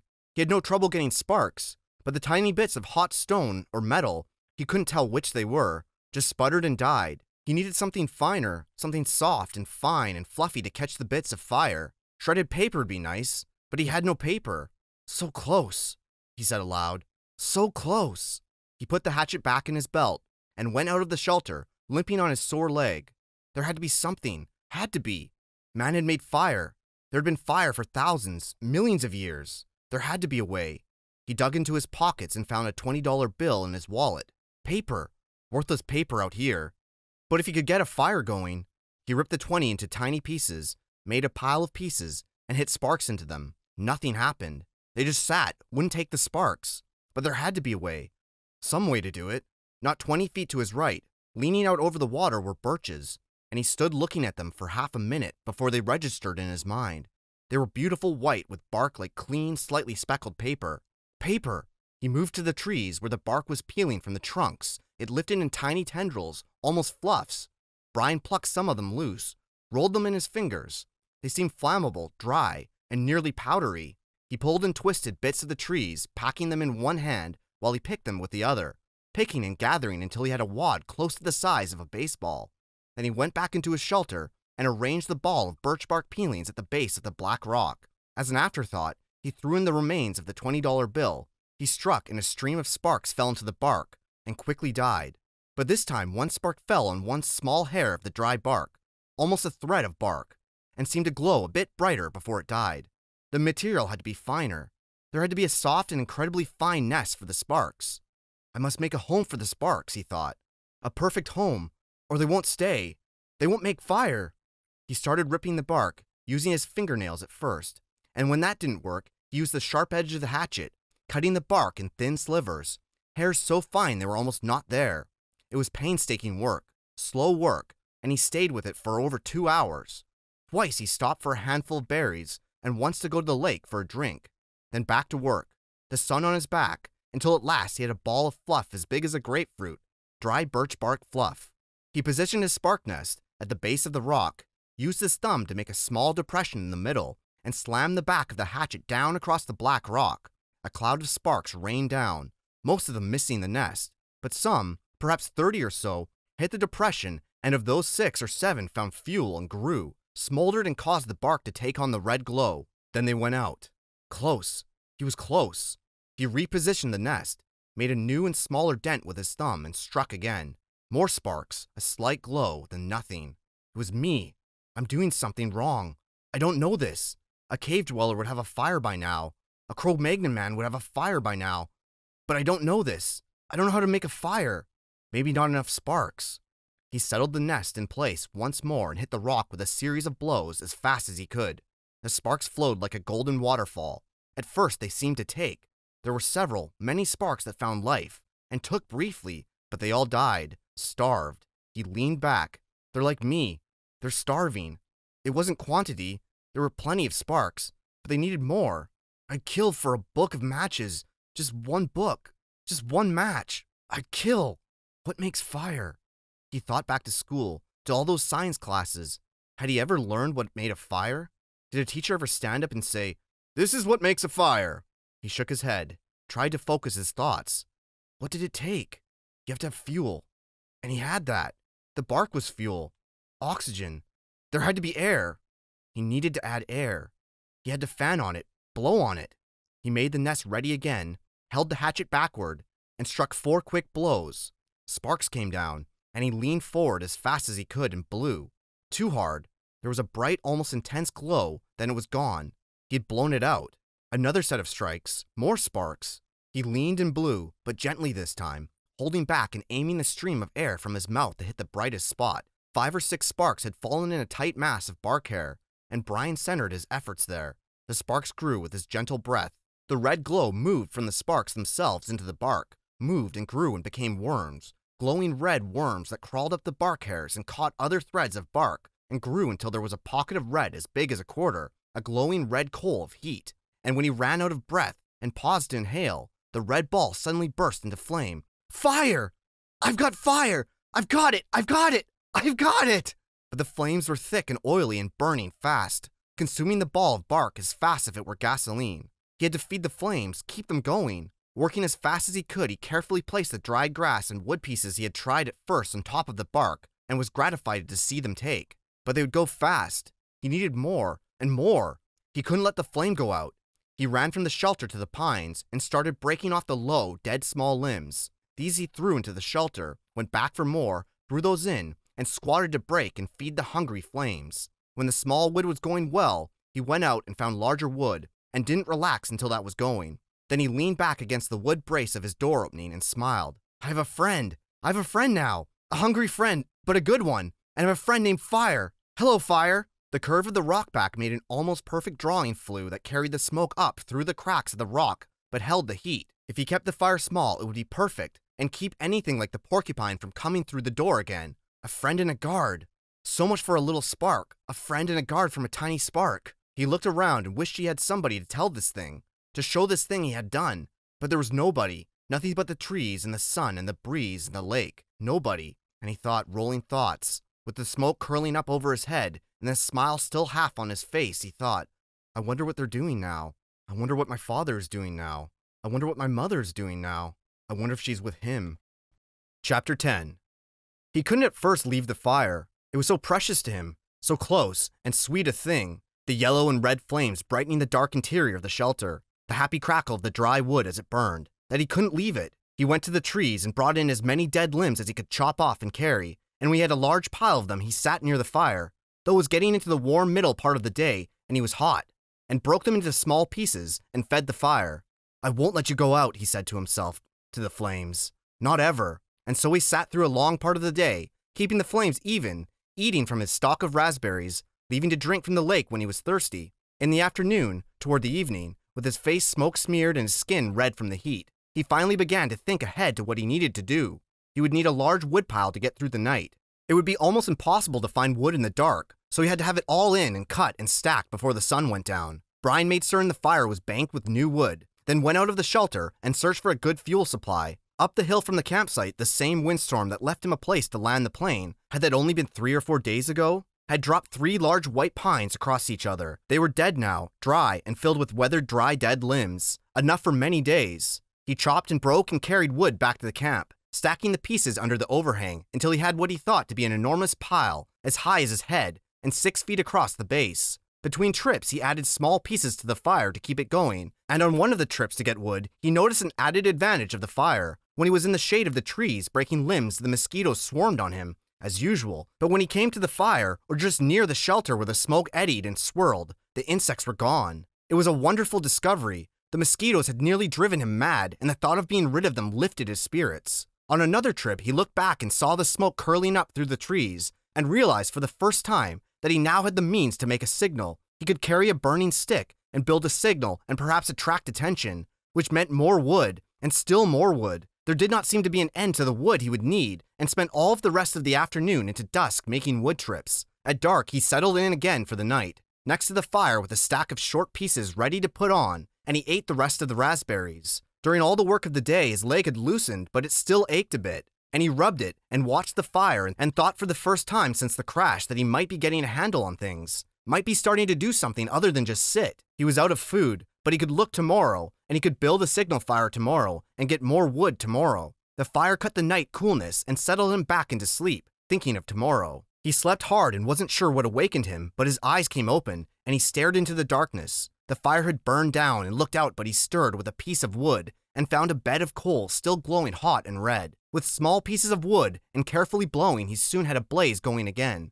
It had been close. He had to be sure to try and sleep in short intervals so he could keep the fire going, and he tried to think of a way to regulate his sleep, but it made him sleepy to think about it, and he was just going under again when he heard the sound outside. It was not unlike the sound of the porcupine, something slithering and being dragged across the sand, but when he looked out the door opening, it was too dark to see anything. Whatever it was stopped making that sound in a few moments, and he thought he heard something sloshing into the water at the shoreline. But he had the fire now, and plenty of wood, so he wasn't as worried as he had been the night before. He dozed and slept for a time, awakened again just at dawn gray light, and added wood to the still smoking fire before standing outside and stretching. Standing with his arms stretched over his head, and the tight knot of hunger in his stomach, he looked toward the lake and saw the tracks. They were strange. A main center line up from the lake in the sand with claw marks to the side, leading to a small pile of sand, then going back down to the water. He walked over and squatted near them, studied them, tried to make sense of them. Whatever had made the tracks had some kind of flat dragging bottom in the middle and was apparently pushed along by the legs that stuck out to the side, up from the water to a small pile of sand,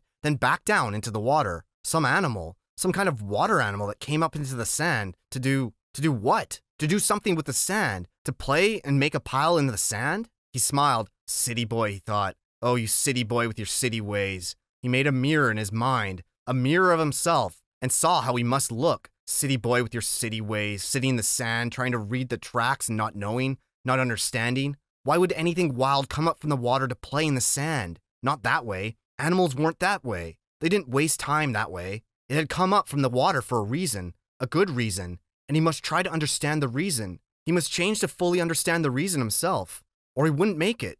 He had come up from the water for a reason, and the reason, he thought, squatting, the reason had to do with the pile of sand. He brushed the top off gently with his hand, but found only damp sand. Still, there must be a reason, and he carefully kept scraping and digging, until about 4 inches down, he suddenly came into a small chamber in the cool, damp sand, and there lay eggs, many eggs, almost perfectly round eggs the size of table tennis balls. And he laughed then because he knew. It had been a turtle. He had seen a show on television about sea turtles that came up onto beaches and laid their eggs in the sand. There must be freshwater lake turtles that did the same. Maybe snapping turtles. He had heard of snapping turtles. They became fairly large, he thought. It must have been a snapper that came up in the night when he heard the noise that awakened him. She must have come then and laid the eggs. Food. More than eggs. More than knowledge. More than anything, this was food. His stomach tightened and rolled and made a noise as he looked at the eggs, as if his stomach belonged to somebody else, or had seen the eggs with his own eyes and was demanding food. The hunger, always there, had been somewhat controlled and dormant when there was nothing to eat, but with the eggs came the scream to eat. His whole body craved food with such intensity that it quickened his breath. He reached into the nest and pulled the eggs out one at a time. There were 17 of them, each as round as a ball and white.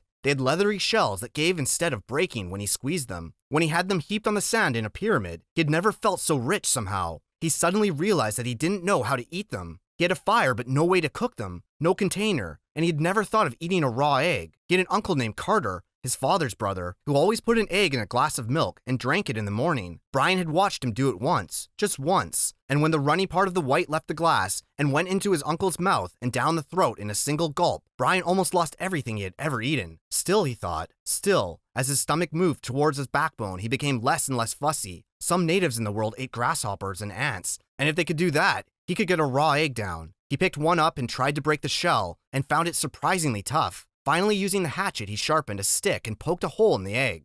He widened the hole with his finger and looked inside. Just an egg.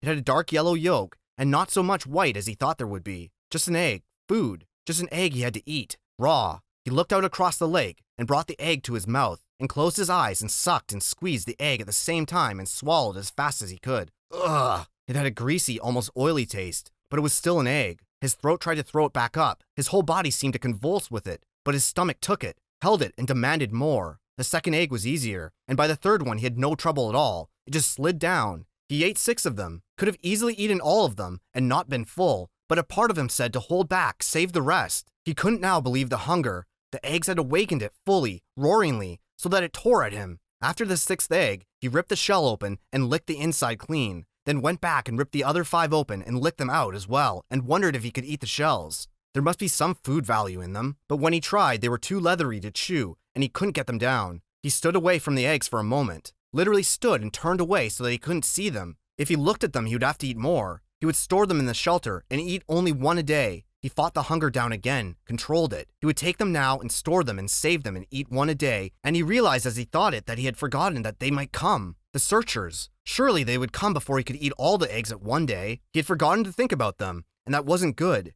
He had to keep thinking of them because if he forgot them and didn't think of them, they might forget about him. And he had to keep hoping. He had to keep hoping. Chapter 11. There were these things to do. He transferred all the eggs from the small beach into the shelter, reburying them near his sleeping area. It took all his will to keep from eating another one as he moved them. But he got it done, and when they were out of sight again, it was easier. He added wood to the fire and cleaned up the camp area. A good laugh, that cleaning up the camp, all he did was shake out his windbreaker and hang it in the sun to dry the berry juice that had soaked in and smooth the sand where he slept. But it was a mental thing. He had gotten depressed thinking about how they hadn't found him yet. And when he was busy and had something to do, the depression seemed to leave. So there were things to do. With the camp squared away, he brought in more wood. He had decided to always have enough on hand for 3 days. And after spending one night with the fire for a friend, he knew what a staggering amount of wood it would take. He worked all through the morning at the wood, breaking down dead limbs and breaking or chopping them in smaller pieces, storing them neatly beneath the overhang. He stopped once to take a drink at the lake, and in his reflection he saw that the swelling on his head was nearly gone. There was no pain there, so he assumed that it had taken care of itself. His leg was also back to normal, although he had a small pattern of holes, roughly star-shaped, where the quills had nailed him. And while he was standing at the lake shore, taking stock, he noticed that his body was changing. He had never been fat, but had been slightly heavy with a little extra weight, just above his belt at the sides. This was completely gone, and his stomach had caved into the hunger, and the sun had cooked him past burning, so he was tanning. And with the smoke from the fire, his face was starting to look like leather. But perhaps more than his body was the change in his mind, or in the way he was becoming. I'm not the same, he thought. I see, I hear differently. He didn't know when the change started, but it was there. When a sound came to him, now he didn't just hear it, but he would know the sound. He would swing and look at it, a breaking twig, a movement of air, and know the sound as if somehow could move his mind back down the wave of sound to the source. He could know what the sound was before he could quite realize he heard it. And when he saw something, a bird moving a wing inside a bush or a ripple on the water, he would truly see that thing, not just notice it as he used to notice things in the city. He would see all the parts of it, see the whole wing, the feathers, see the color of the feathers, see the bush, and the size and the shape and color of its leaves. He would see the way the light moved with the ripples on the water, and see that the wind made the ripples, and which way the wind had to blow to make the ripples move in that certain way. None of that used to be in Brian, and now it was part of him, a changed part of him, a grown part of him. And the two things, his mind and his body, had come together as well, had made quite a connection with each other that he didn't quite understand. When his ears heard a sound or his eye saw a sight, his mind took control of his body. Without his thinking, he moved to face the sound or sight, moved to make ready for it, to deal with it. There were these things to do. When the wood was done, he decided to get a signal fire ready. He moved to the top of the rock ridge that comprised the bluff over his shelter, and was pleased to find a large flat stone area. More wood, he thought, moaning inwardly. He went back to the fallen trees and found more dead limbs, carrying them up on the rock until he had enough for a bonfire. Initially, he had thought of making a signal fire every day, but he couldn't. He would never be able to keep the wood supply going. So while he was working, he decided to have the fire ready, and if he heard an engine, or even thought he heard a plane engine, he would run up with a burning limb and set off the signal fire. Things to do. At the last trip to the top of the stone bluff with the wood, he stopped, sat on the point overlooking the lake, and rested. The lake lay before him, 20 or so feet below, and he had not seen this way since he had come in with the plane. Remembering the crash, he had a moment of fear, a breath-tightening little rip of terror, but it passed, and he was quickly caught up in the beauty of the scenery. It was so incredibly beautiful that it was almost unreal. From his height, he could see not just the lake, but across part of the forest, a green carpet, and it was full of life. Birds, insects. There was a constant hum and song. At the other end of the bottom of the L, there was another large rock sticking out of the water, and on top of the rock, a snaggly pine had somehow found food and grown, bent and gnarled. Sitting on one limb was a blue bird with a crest and sharp beak, a kingfisher. He thought of a picture he had seen once, which left the branch while he watched and dove into the water. It emerged a split part of a second later. In its mouth was a small fish, wiggling silver in the sun. It took the fish to a limb, juggled it twice, and swallowed it whole. Fish! Of course, he thought. There were fish in the lake. There were fish in the lake. And they were food, and if a bird could do it, he scrambled down the side of the bluff and trotted to the edge of the lake, looking down into the water. Somehow it never occurred to him to look inside the water, only at the surface. The sun was flashing back up into his eyes, and he moved off to the side and took his shoes off and waded out 15 feet. Then he turned and stood still, with the sun at his back, and studied the water again. It was, he saw after a moment, literally packed with life. Small fish swam everywhere, some narrow and long, some round, most of them 3 or 4 inches long, some a bit larger, and many smaller. There was a patch of mud off to the side, leading into deeper water, and he could see old clamshells there, so there must be clams. As he watched a crayfish, looking like a tiny lobster, left one of the empty clamshells and went to another looking for something to eat, digging with its claws. While he stood, some of the small, roundish fish came quite close to his legs, and he tensed, got ready, and made a wild stab at grabbing one of them. They exploded away in 100 flicks of quick light, so fast that he had no hope of catching them that way. But they soon came back, seemed to be curious about him, and as he walked from the water, he tried to think of a way to use the curiosity to catch them. He had no hooks or string, but if he could somehow lure them into the shallows and make a spear, a small fish spear, he might be able to strike fast enough to get one. He would have to find the right kind of wood, slim and straight. He had seen some willows up along the lake that might work. He could use the hatchet to sharpen it and shape it while he was sitting by the fire tonight, and that brought up the fire, which he had to feed again. He looked at the sun and saw it was getting late in the afternoon, and when he thought of how late it was, he thought he ought to reward all his work with another egg, and that made him think some kind of dessert would be nice. He smiled when he thought of dessert, so fancy, and he wondered if he should move up the lake and see if he could find some raspberries after he banked the fire. And while he was looking for the right wood for a spear wood, he thought, and it all rolled together, just rolled together and rolled over him. There were things to do. Chapter 12. The fish spear didn't work. He stood in the shallows and waited again and again. The small fish came closer and closer, and he lunged time after time, but was always too slow. He tried throwing it, jabbing it, everything but flailing with it, and it didn't work. The fish were just too fast. He'd been so sure, so absolutely certain that it would work the night before. Sitting by the fire, he had taken the willow and carefully peeled the bark until he had a straight staff about 6 feet long and just under an inch thick at the base, the thickest end. Then, propping the hatchet in a crack in the rock wall, he had pulled the head of his spear against it, carving a thin piece off each time, until the thick end tapered down to a needle point. Still not satisfied, he couldn't imagine hitting one of the fish with a single point. He carefully used the hatchet to split the point up the middle for 8 or 10 inches, and jammed a piece of wood up into the split to make a 2-pronged spear with the point about 2 inches apart. It was crude, but it looked effective and seemed to have good balance when he stood outside the shelter and hefted the spear. He had worked on the fish spear until it had become more than just a tool. He'd spent hours and hours on it, and now it didn't work. He moved into the shallows and stood, and the fish came to him. Just as before, they swarmed around his legs, some of them about 6 inches long, but no matter how he tried, they were too fast. At first, he tried throwing it, but that had no chance. As soon as he brought his arm back, well before he threw, the movement frightened them. Next, he tried lunging at them, having the spear ready just above the water and thrusting it with it. Finally, he actually put the spear in the water and waited until the fish were right in front of it. But still, somehow he telegraphed his motion before he thrust, and they saw it and flashed away. He needed something to spring the spear forward, some way to make it move faster than the fish, some motive force. A string that snapped, or a bow and arrow. A thin, long arrow with the point in the water, and the bow pulled back so that all it had to do was release the arrow. Yes, that was it. He had to invent the bow and arrow. He almost laughed as he moved out of the water and put his shoes on. The morning sun was getting hot, and he took his shirt off. Maybe that was how it really happened way back when. Some primitive man tried to spear fish, and it didn't work, and he invented the bow and arrow.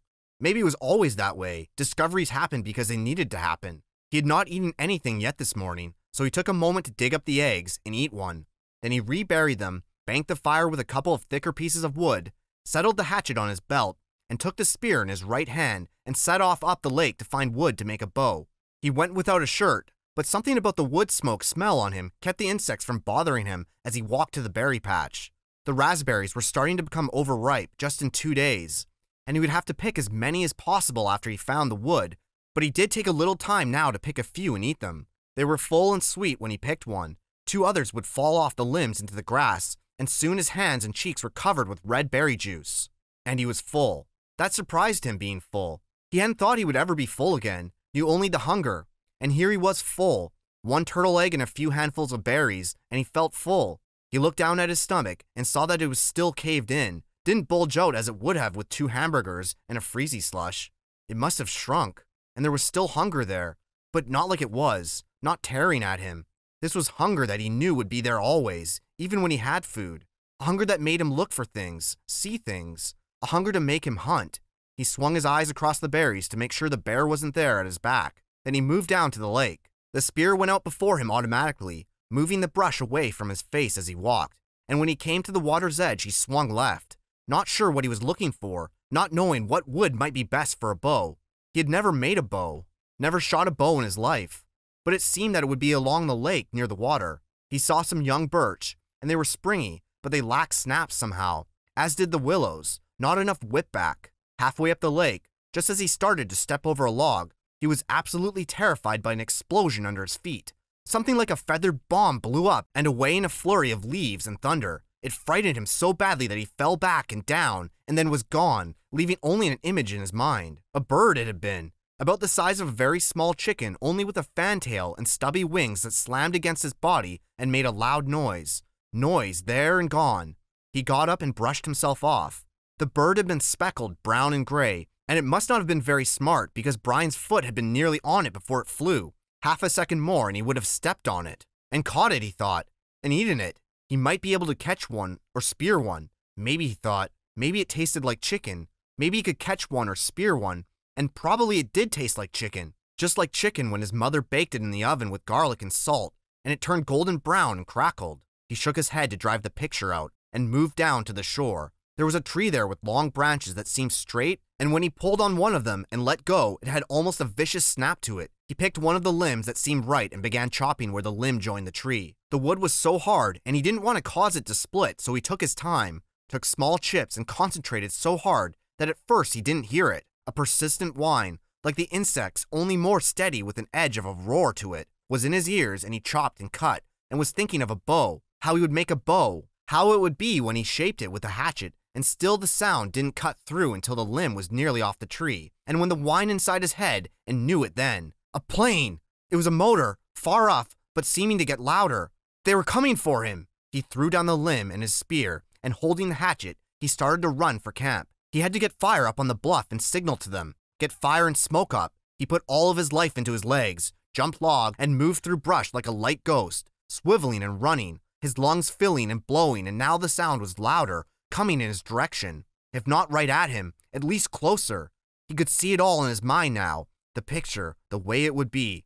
He would get the fire going and the plane would see the smoke and circle once and then again, and waggle its wings. It would be a float plane, and it would land on the water and come across the lake, and the pilot would be amazed that he was alive after all these days. All this he saw as he ran for the camp and the fire. They would take him from here, and this night, this very night, he would sit with his father and eat, and tell him all the things. He could see it now. Oh yes, all as he ran in the sun, his legs liquid springs. He got to the camp, still hearing the whine of the engine, and one stick of wood still had good flame. He dove inside and grabbed the wood and ran around the edge of the ridge, scrambled up like a cat and blew, and nearly had the flame feeding, growing when the sound moved away. It was abrupt, as if the plane had turned. He shielded the sun from his eyes and tried to see it, tried to make the plane become real in his eyes. But the trees were so high, so thick, and now the sound was still fainter. He kneeled again to the flames, and blew and added grass and chips, and the flames fed and grew, and in moments he had a bonfire as high as his head.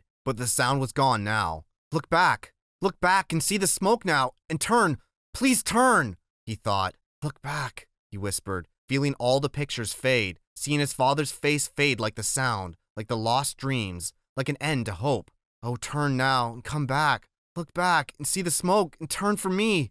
But it kept moving away until he couldn't hear it, even in his imagination, in his soul. Gone, he stood on the bluff over the lake, his face cooking in the roaring bonfire, watching the clouds of ash and smoke going into the sky, and thought. No more than a thought. He knew then he wouldn't get out of this place. Not now, not ever. That had been a search plane. He was sure of it. That must have been them, and they'd come as far off to the side of the flight plan as they thought they would have to come, and then turn back. They didn't see his smoke, didn't hear the cry from his mind. They wouldn't return. He would never leave now, never get out of here. He went down to his knees and felt the tears start, cutting through the smoke and ash on his face, silently falling onto the stone. Gone, he thought finally. It was all gone, all silly and gone. No bows, no spears, or fish or berries. It was all so silly anyway, all just a game. He could do a day, but never forever. He couldn't make it if they didn't come for him someday. He couldn't play the game without hope, couldn't play the game without a dream. They had taken it all away from him now. They had turned away from him, and there was nothing for him now. The plane gone, his family gone, all of it gone. They wouldn't come. He was alone and there was nothing for him. Chapter 13.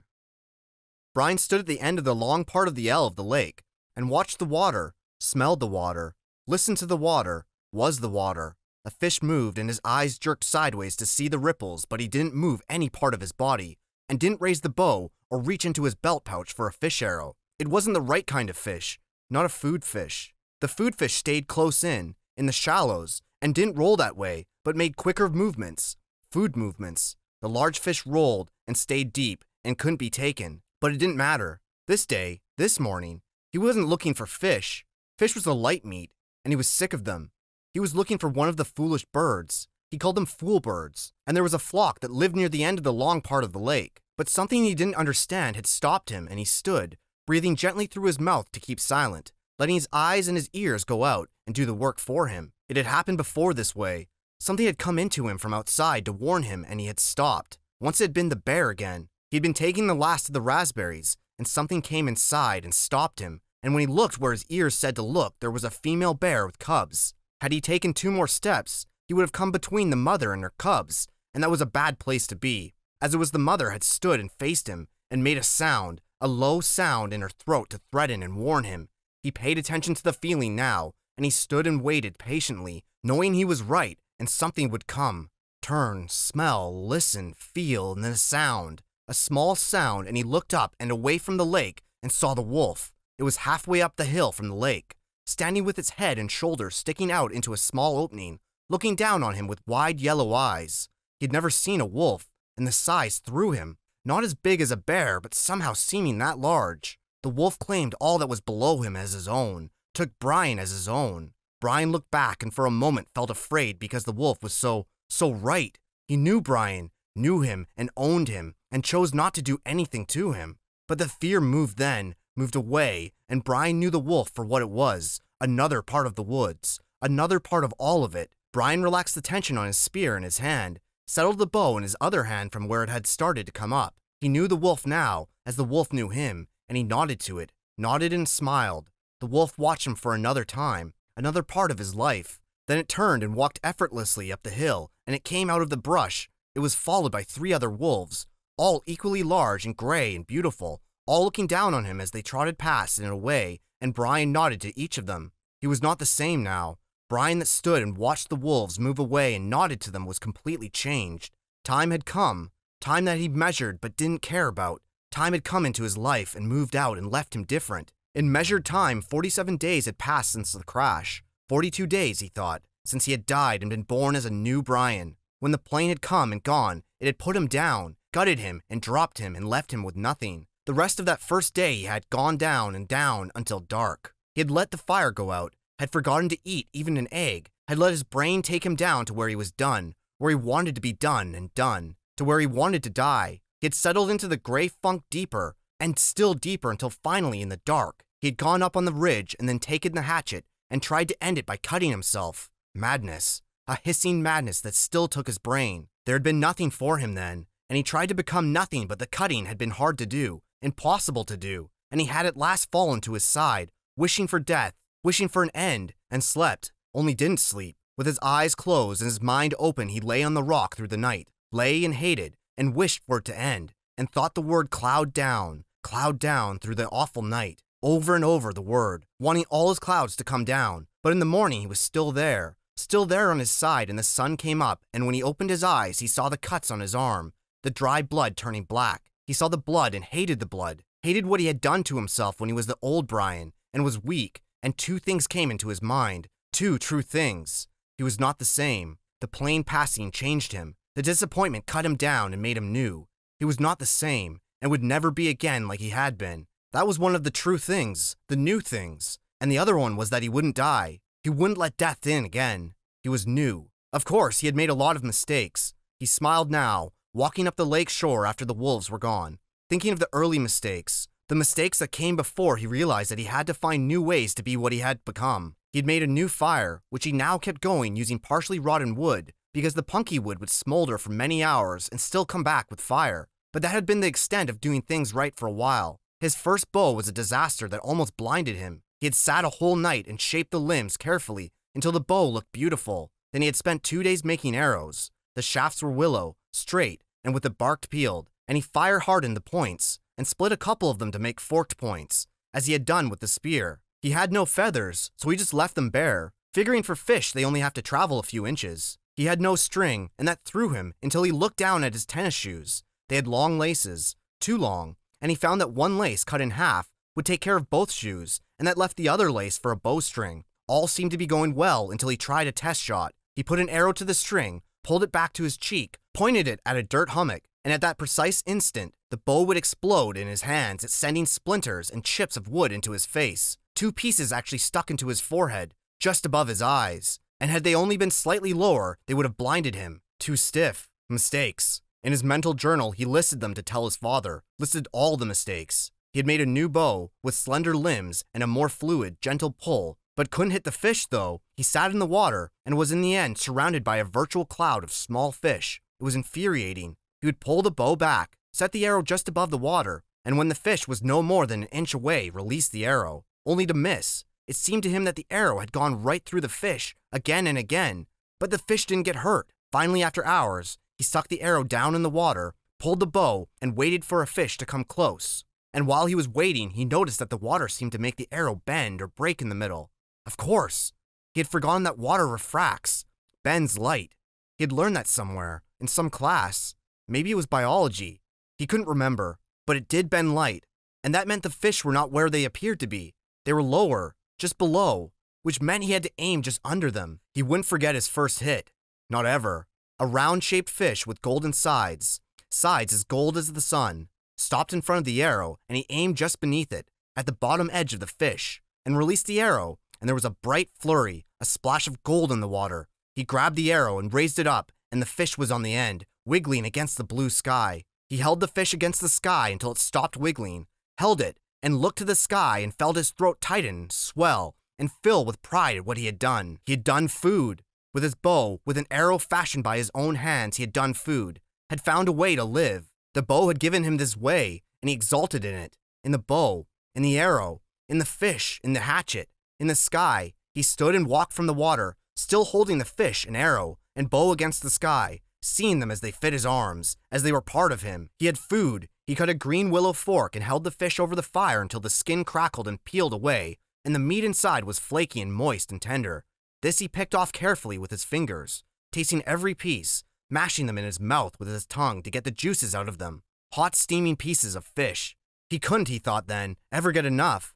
And all that first new day, he spent going to the lake, shooting a fish, taking it back to the fire, cooking it, and eating it, then back to the lake, shooting a fish, cooking it, and eating it, and on that way until it was dark. He had taken the scraps back to the water with the thought that they might work for bait, and the other fish came by the hundreds to clean them up. He could take his pick of them, like a store. He thought just like a store, and he couldn't remember later how many he ate that day, but he thought it must have been over 20. It had been a feast day, his first feast day, and a celebration of being alive, and the new way he had of getting food. By the end of that day, when it became dark, and he lay next to the fire with his stomach full of fish and grease from the meat smeared around his mouth, he could feel new hope building in him. Not hope that he would be rescued, that was gone, but hope in his knowledge, hope in the fact that he could learn and survive and take care of himself. Tough hope, he thought that night. I'm full of tough hope. Chapter 14. Mistakes. Small mistakes could turn into disasters.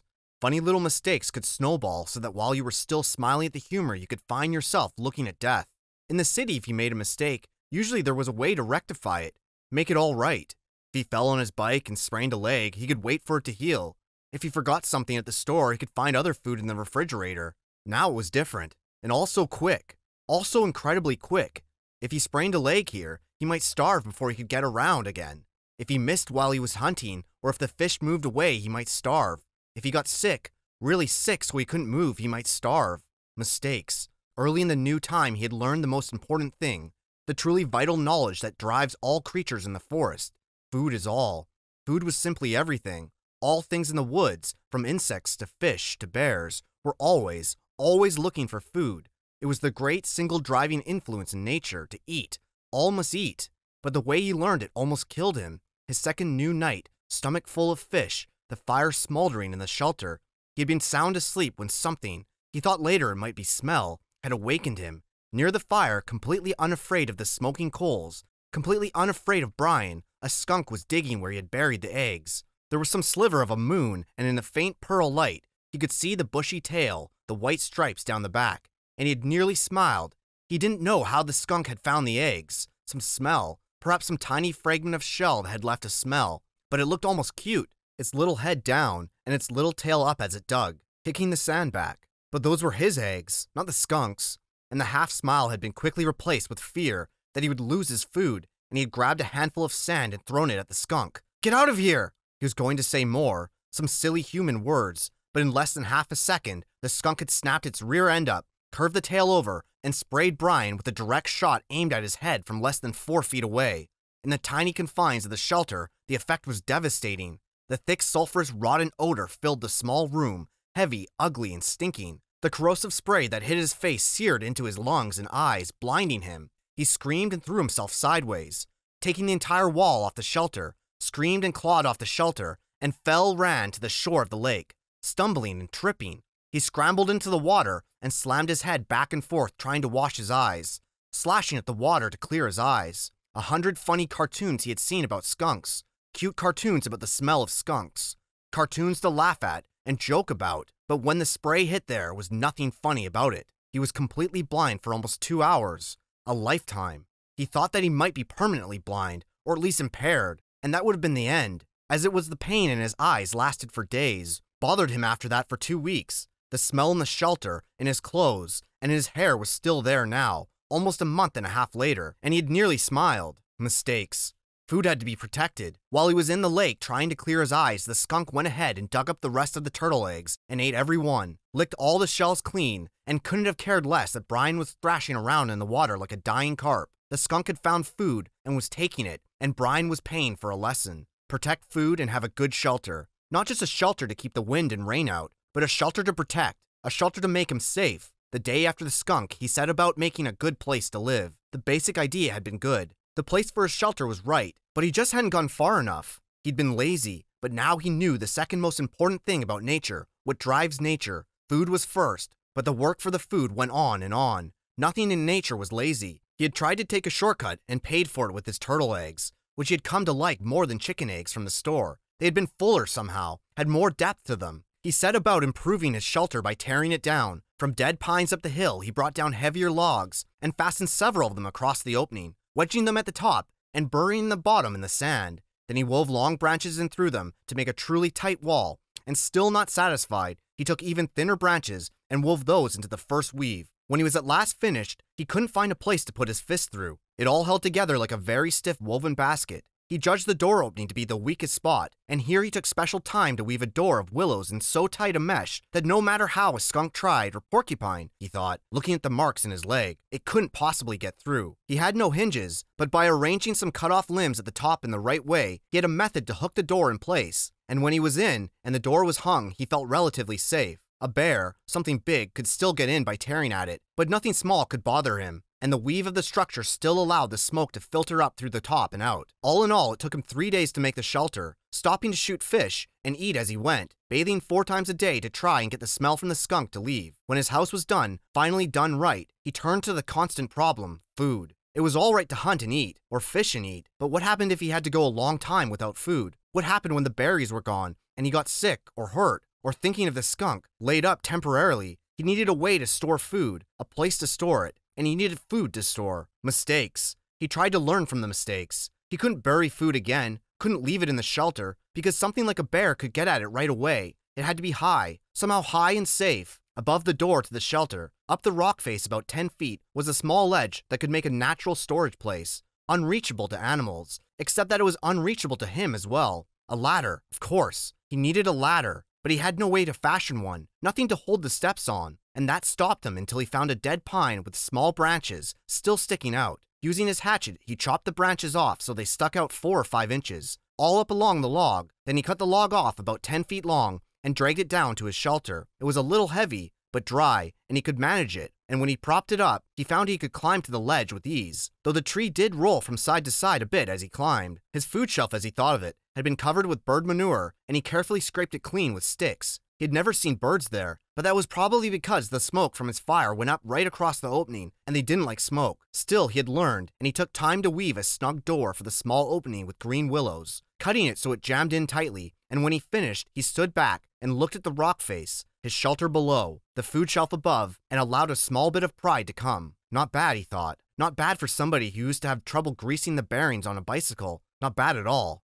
Mistakes. He had made a good shelter and food shelf, but he had no food except for fish and the last of the berries. And the fish, as good as they still tasted then, were not something he could store. His mother had left some salmon out by mistake one time when they went on an overnight trip to Cape Hesper to visit relatives, and when they got back, the smell filled the whole house. There was no way to store fish. At least he thought no way to store them dead. But as he looked at the weave of his structure, a thought came to him, and he moved down to the water. He had been putting the waste from the fish back in the water, and the food had attracted hundreds of new ones. I wonder. They seemed to come easily to the food, at least the small ones. He had no trouble now shooting them, and had even speared one with his old fish spear. Now that he knew to aim low, he could dangle something in his fingers, and they came right up to it. It might be possible, he thought, might just be possible to trap them, make some kind of pond. To his right, at the base of the rock bluff, there were piles of smaller rocks that had fallen from the main chunk, splinters and hunks, from double fist size to some as large as his head. He spent an afternoon carrying rocks to the beach and making what amounted to a large pen for holding live fish. 2 rock arms that stuck out 15 feet into the lake and curved together at the end. Where the arms came together, he left an opening about 2 feet across. Then he sat on the shore and waited. When he had first started dropping the rocks, all the fish had darted away, but his fish trash pile of bones and skins and guts was in the pond area, and the prospect of food brought them back. Soon, under an hour, there were 30 or 40 small fish in the enclosure, and Brian made a gate by weaving small willows together into a fine mesh and closed them in. "Fresh fish! I have fresh fish for sale!" he had yelled. Storing live fish to eat later had been a major breakthrough, he thought. It wasn't just keeping from starving, it was trying to save ahead, think ahead. Of course, he didn't know then how sick he would get of fish.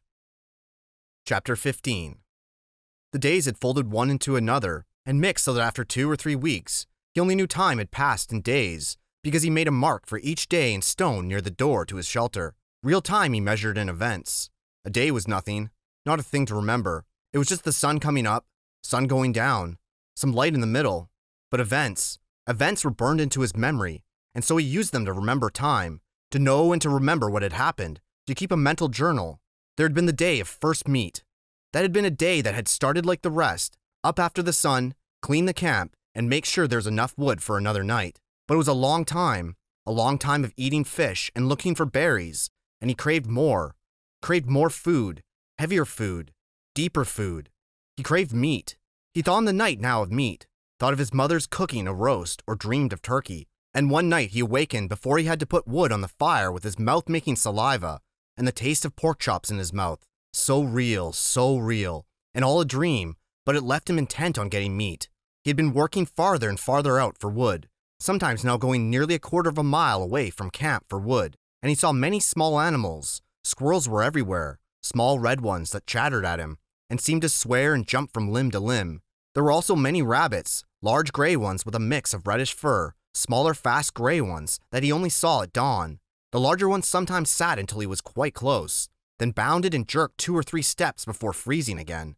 He thought if he worked at it and practiced, he might hit one of the larger rabbits with an arrow or a spear. Never the smaller ones or the squirrels. They were too small and fast. Then there were the fool birds. They exasperated him to the point where they were close to driving him insane.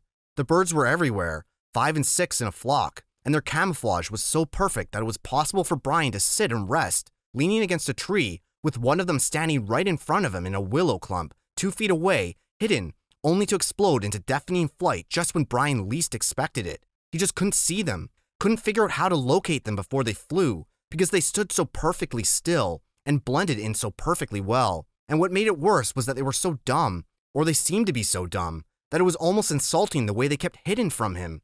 nor could he get used to the way they exploded up when they flew. It seemed like every time he went for wood, which was every morning, he spent the whole time jumping and jerking in fright as he walked. On one memorable morning, he had actually reached for a piece of wood, what he thought to be a pitchy stump at the base of a dead birch, his fingers close to touching it, only to have it blow up in his face. But on the day of first meet, he had decided the best thing to try for would be a fool bird, and that morning he had set out with his bow and spear to get one, to stay with it until he got one and ate some meat. Not to get wood, not to find berries, but to get a bird and eat some meat. At first the hunt had not gone well. He saw plenty of birds, working up along the shore of the lake to the end, then down the other side, but he only saw them after they flew. He had to find a way to see them first, and get close enough to either shoot them with his bow or use the spear, and he couldn't find a way to see them. When he had gone halfway around the lake, he had jumped up 20 or so birds. He finally gave up and sat at the base of a tree. He had to work this out, see what he was doing wrong. There were birds there, and he had eyes. He just had to bring the two things together. Looking wrong, he thought. I'm looking wrong. More than that, I'm being wrong somehow. I'm doing it the wrong way. Fine. Sarcasm came into his thoughts. I know that. Thank you. I know I'm doing it wrong. But what is right? The morning sun had cooked him until it seemed his brain was frying, sitting by the tree, but nothing came until he got up and started to walk again, and hadn't gone 2 steps when a bird got up. It had been there all the time, while he was thinking about how to see them, right next to him, right there. He almost screamed, but this time, when the bird flew, something caught his eye, and it was the secret key. The bird cut down toward the lake, then, seeing it couldn't land in the water, turned and flew back up the hill into the trees.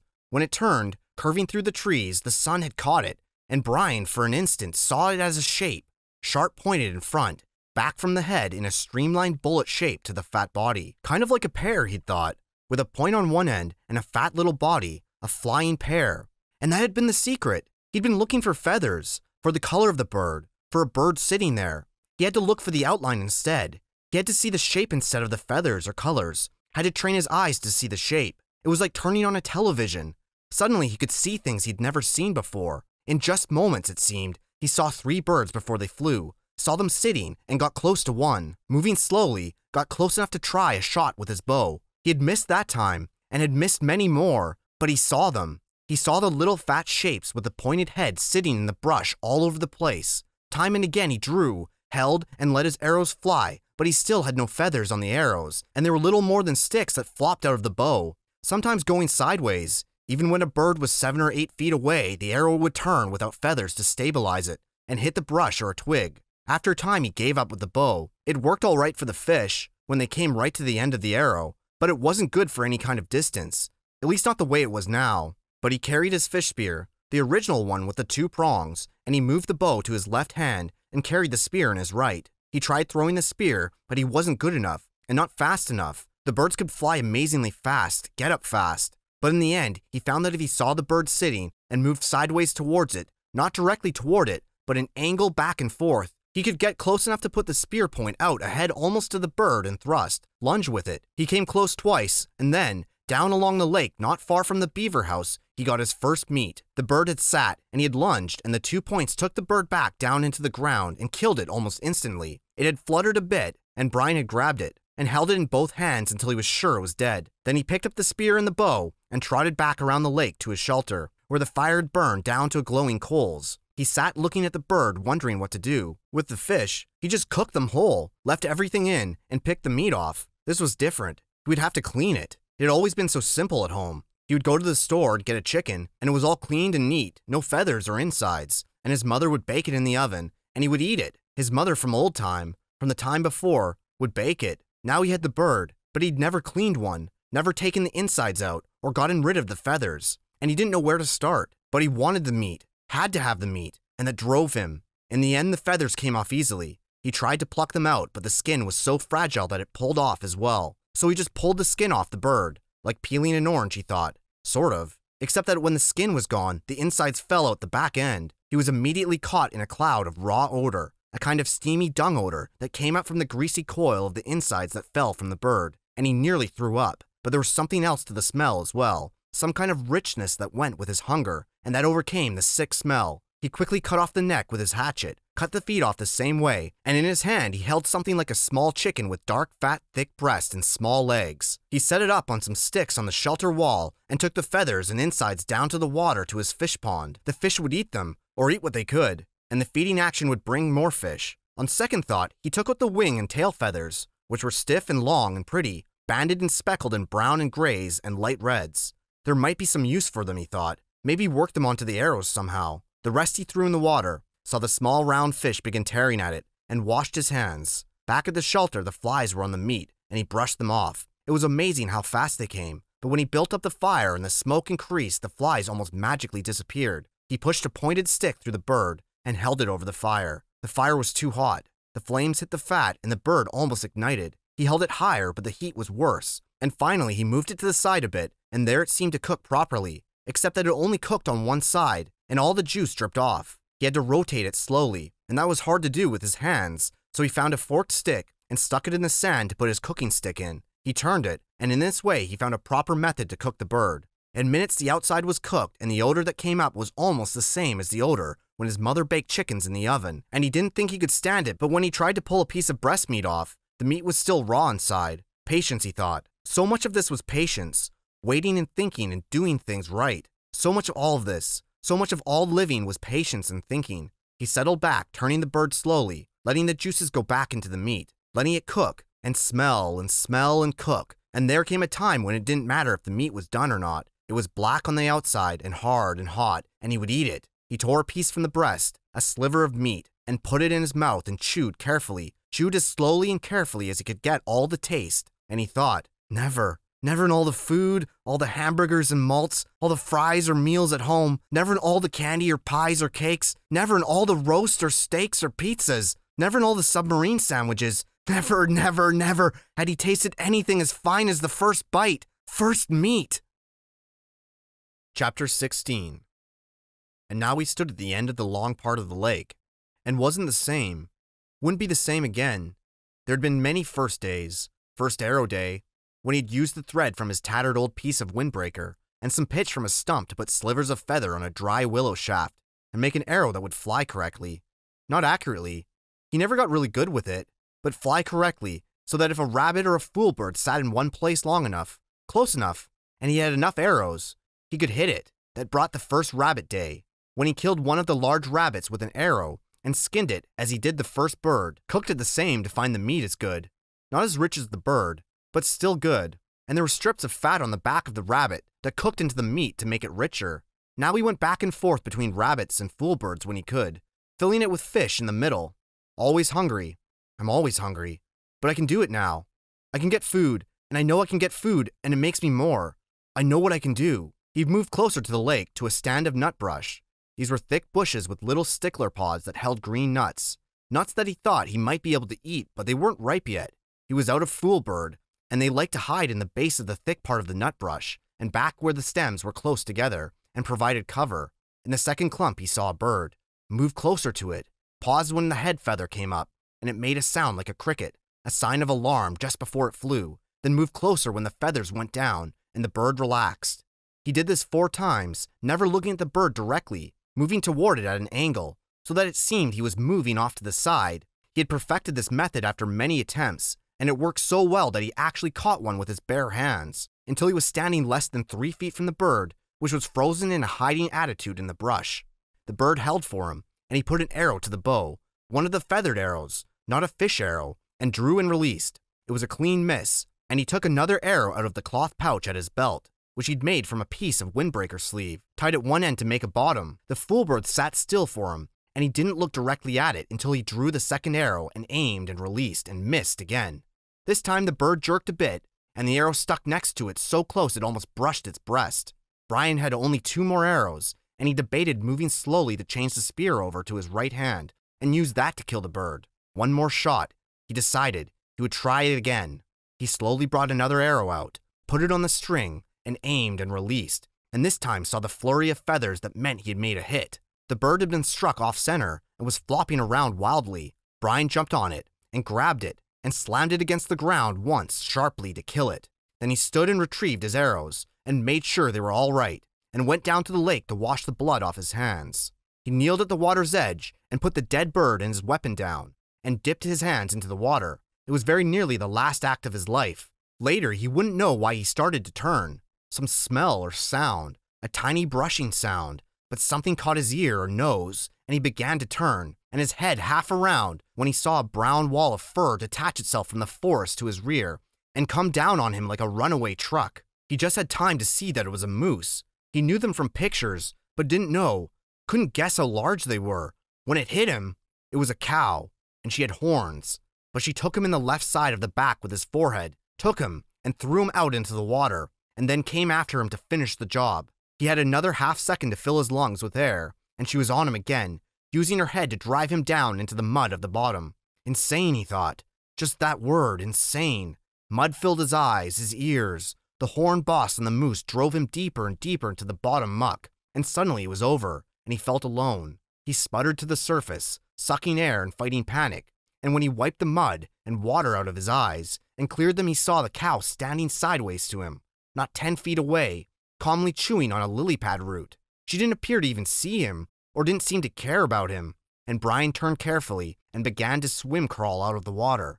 As soon as he moved, the hair on her back went up, and she charged him again, using her head and front hooves this time, slamming him back and down into the water on his back this time, and he screamed the air out of his lungs, and hammered on her head with his fists, and filled his throat with water, and she left again. Once more he came to the surface, but he was hurt now, hurt inside, hurt in his ribs, and he stayed hunched over, pretended to be dead.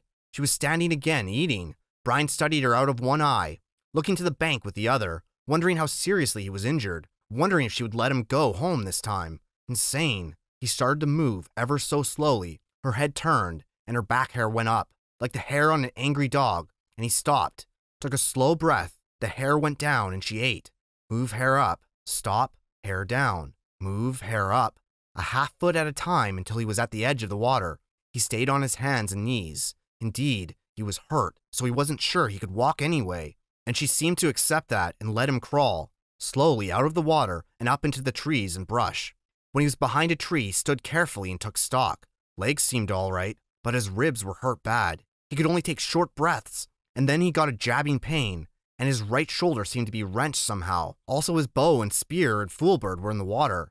At least he could walk, and he had just about decided to leave everything when the cow moved out of the deeper water and left him, as quickly as she'd come, walking down along the shoreline in the shallow water, with her long legs making sucking sounds when she pulled them free of the mud. Hanging on a pine limb, he watched her go, half expecting her to turn and come back to run him over again. But she kept going, and when she was well gone from sight, he went to the bank and found the bird, then waited out a bit to get his bow and spear. Neither of them was broken, and the arrows, incredibly, were still on his belt in the pouch, although messed up with mud and water. It took him almost an hour to work his way back around the lake. His legs worked well enough, but if he took 2 or 3 fast steps, he would begin to breathe deeply and the pain from his ribs would stop him, and he would have to lean against a tree until he could slow back down to shallow breathing.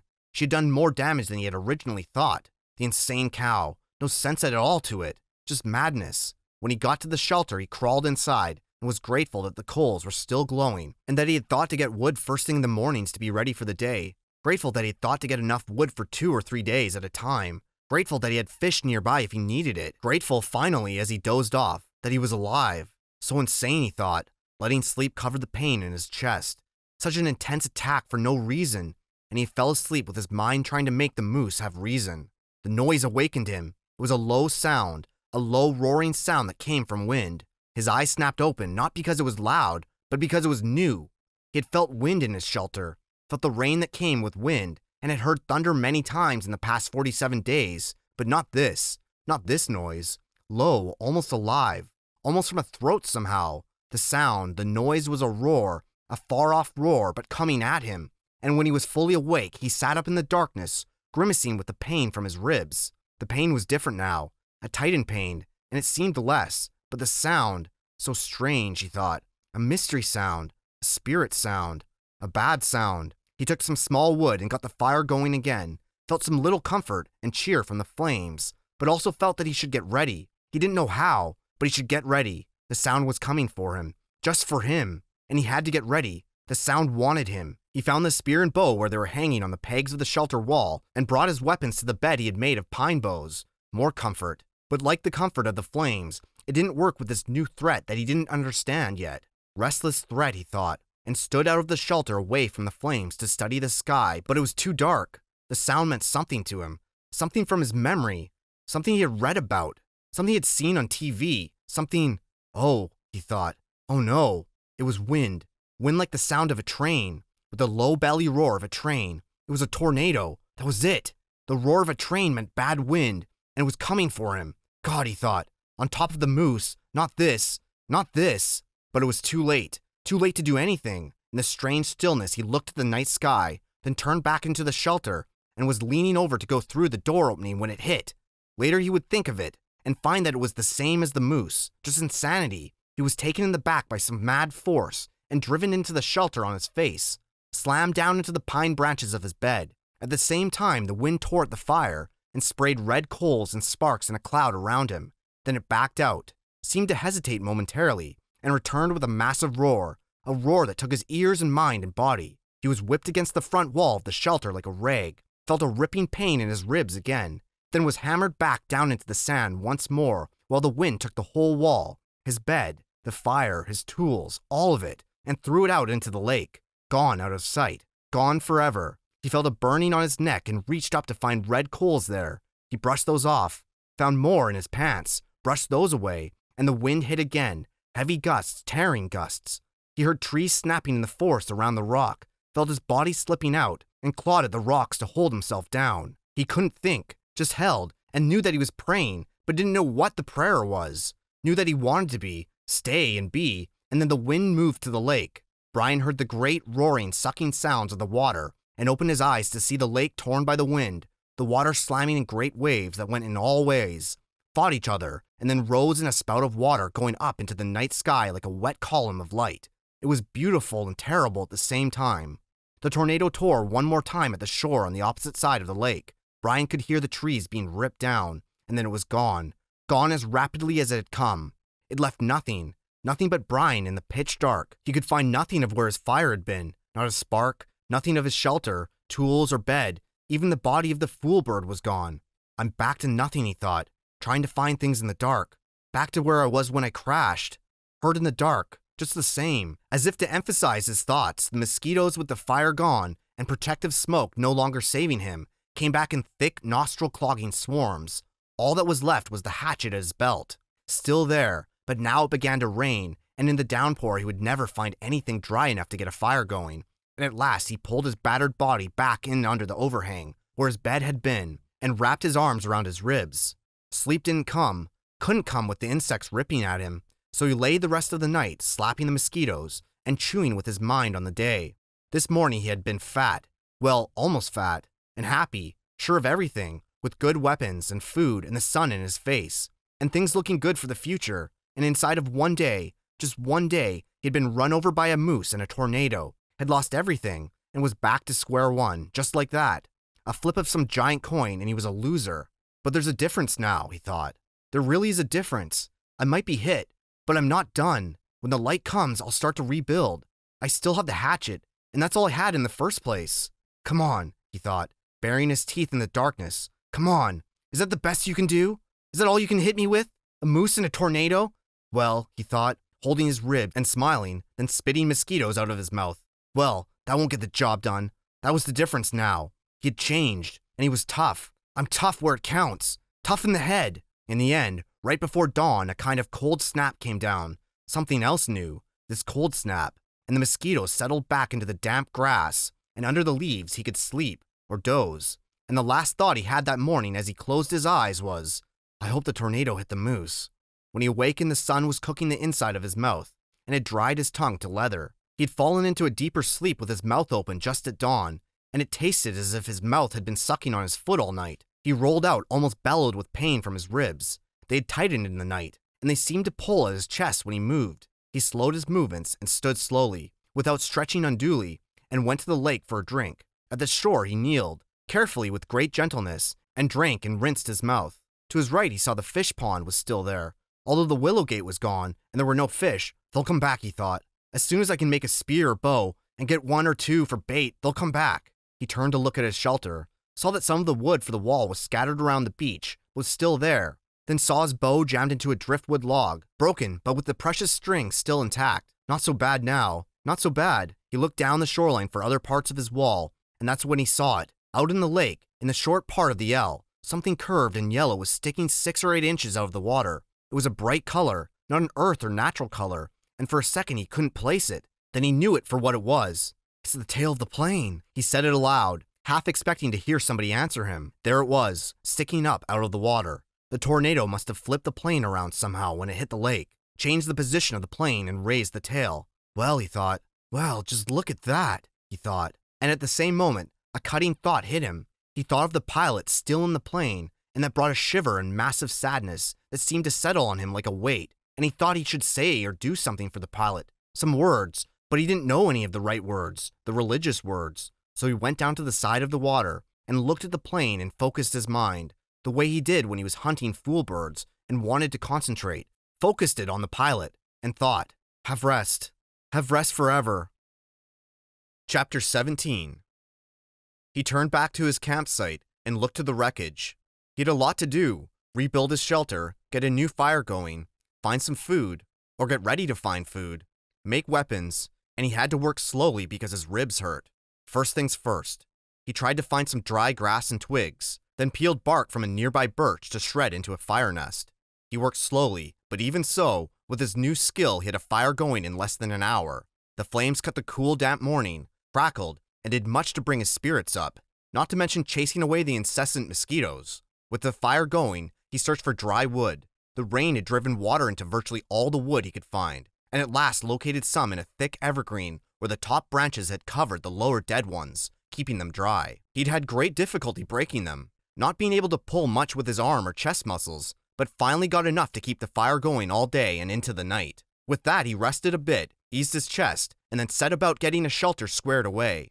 Much of the wood from his original wall was still nearby, and up and back of the ridge he actually found a major section of the weave still intact. The wind had torn it out, lifted it, and thrown it to the top of the ridge, and Brian felt lucky once more that he hadn't been killed or more seriously injured, which would have been the same, he thought. If he couldn't hunt, he would die, and if he were injured badly, he wouldn't be able to hunt. He jerked and dragged wood around until the wall was once more in place. Crudely, but he could improve it later. He had no trouble finding enough pine boughs to make a new bed. The storm had torn the forest to pieces. Up and back of the ridge, it looked like a giant had become angry and used some kind of massive meat grinder on the trees. Huge pines were twisted and snapped off, blown sideways. The ground was so littered with limbs and treetops sticking every which way that it was hard to get through. He pulled enough thick limbs in for a bed, green and spicy with the new broken sap smell, and by evening he was exhausted, hungry and hurting, but he had something close to a place to live again, a place to be. Tomorrow, he thought, as he lay back in the darkness, tomorrow maybe the fish would be back, and he'd make a spear and a new bow and get some food. Tomorrow he'd find food and refine the camp and bring things back to sanity from the one completely insane day. He faced the fire, curving his body. He rested his head on his arm and began to sleep when a picture came into his head, the tail of the plane sticking out of the water. There it was, the tail sticking up, and inside the plane, near the tail somewhere, was the survival pack. It must have survived the crash because the plane's main body was still intact. That was the picture, the tail sticking up and the survival pack inside, right there in his mind as he dozed. His eyes snapped open. If I could get the pack. Oh, if I could get the pack. It'd probably have food and knives and matches. It might have a sleeping bag. It might have fishing gear. Oh, it must have so many wonderful things. If I could get at the pack, and just some of the things, I'd be rich. So rich if I could get the pack, he thought. Tomorrow, he watched the flames and smiled. Tomorrow I'll see. All things come tomorrow. He slept, deep and down, with only one picture of the plane tail sticking up in his mind, a healing sleep. In the morning, he rolled out before true light. In the gray dawn, he built up the fire and found more wood for the day, feeling almost chipper because his ribs were much better now. With camp ready for the day, he looked to the lake. Part of him half expected the plane tail to be gone, sunk back into the depths, but he saw that it was still there, didn't seem to have moved at all. He looked down at his feet and saw there were some fish in his fish pen looking for tiny bits of bait still left from before the wind came. He fought impatience to get on the plane project and remembered sense, remembered what he had learned. First food, because food made strength. First food, then thought, then action. There were fish at hand here, and he might not be able to get anything from the plane. That was all a dream. The fish were real, and his stomach, Even his new shrunken stomach was sending signals that it was savagely empty. He made a fish spear with 2 points, not peeling the bark all the way back, but just working on the pointed end. It took him an hour or so, and all the time he worked he sat looking at the tail of the plane sticking up in the air, his hands working on the spear, his mind working on the problem of the plane. When the spear was done, although still crude, he jammed a wedge between the points to spread them apart and went to the fish pond. There weren't clouds of fish, but at least 10, and he picked one of the larger ones, a round fish almost 6 inches long, and put the spear point in the water, held it, then thrust with a flicking motion of his wrist when the fish was just about the point. The fish was pinned neatly, and he took 2 more with the same ease, then carried all 3 back up to the fire. He had a fish board now, a piece of wood he had flattened with the hatchet, that leaned up by the fire for cooking fish so he didn't have to hold a stick all the time. He put the 3 fish on the board, pushed sharpened pegs through their tails into cracks on the cooking board, and propped it next to the reddest part of the coals. In moments the fish were hissing and cooking with the heat, and as soon as they were done, or when he could stand the smell no longer, he picked the steamy meat from under the loosened skin and ate it. The fish didn't fill him, didn't even come close. Fish meat was too light for that, but they gave him strength. He could feel it moving into his arms and legs, and he began work on the plane project. While making the spear,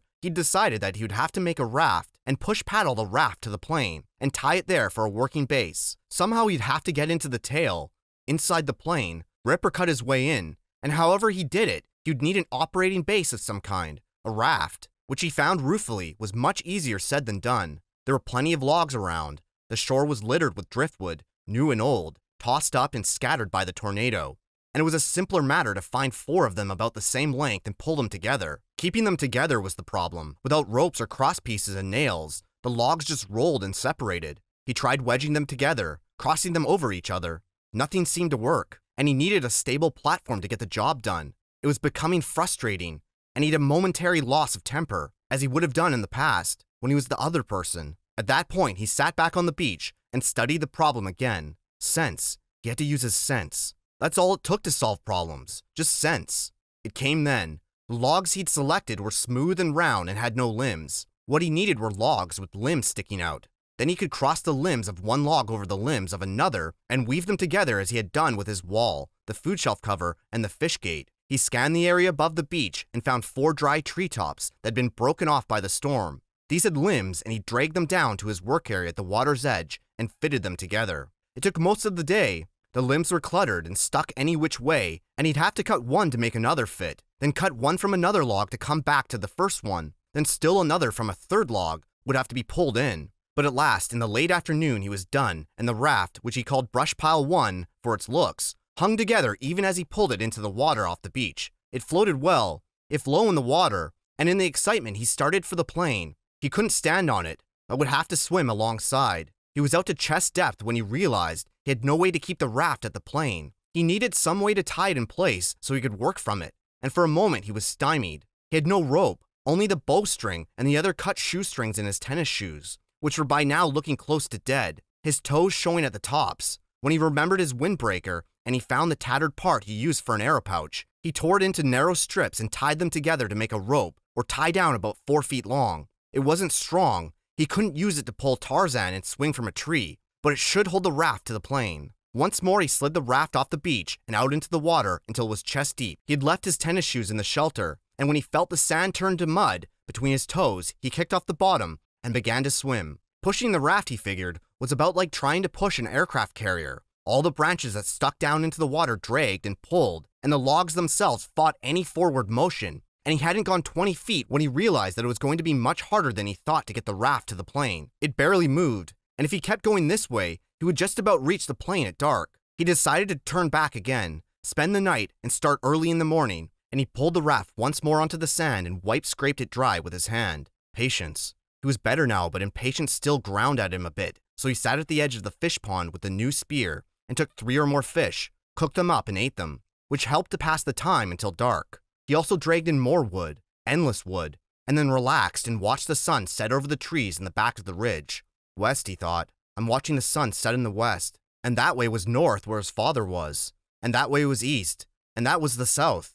And somewhere to the south and east his mother would be. The news would be on the television. He could visualize more easily his mother doing things than his father, because he'd never been to where his father lived now. He knew everything about how his mother lived. She'd had the small TV on the kitchen counter on. and be watching the news and talking about how awful it was in South Africa, or how cute the baby in the commercial looked, talking and making sounds, cooking sounds. He jerked his mind back to the lake. There was great beauty here, almost unbelievable beauty. The sun exploded the sky, just blew it up with a setting color, and that color came down into the water of the lake, lit the trees, and the amazing beauty, and he wished he could share it with somebody and say, "Look there, over there, see that?"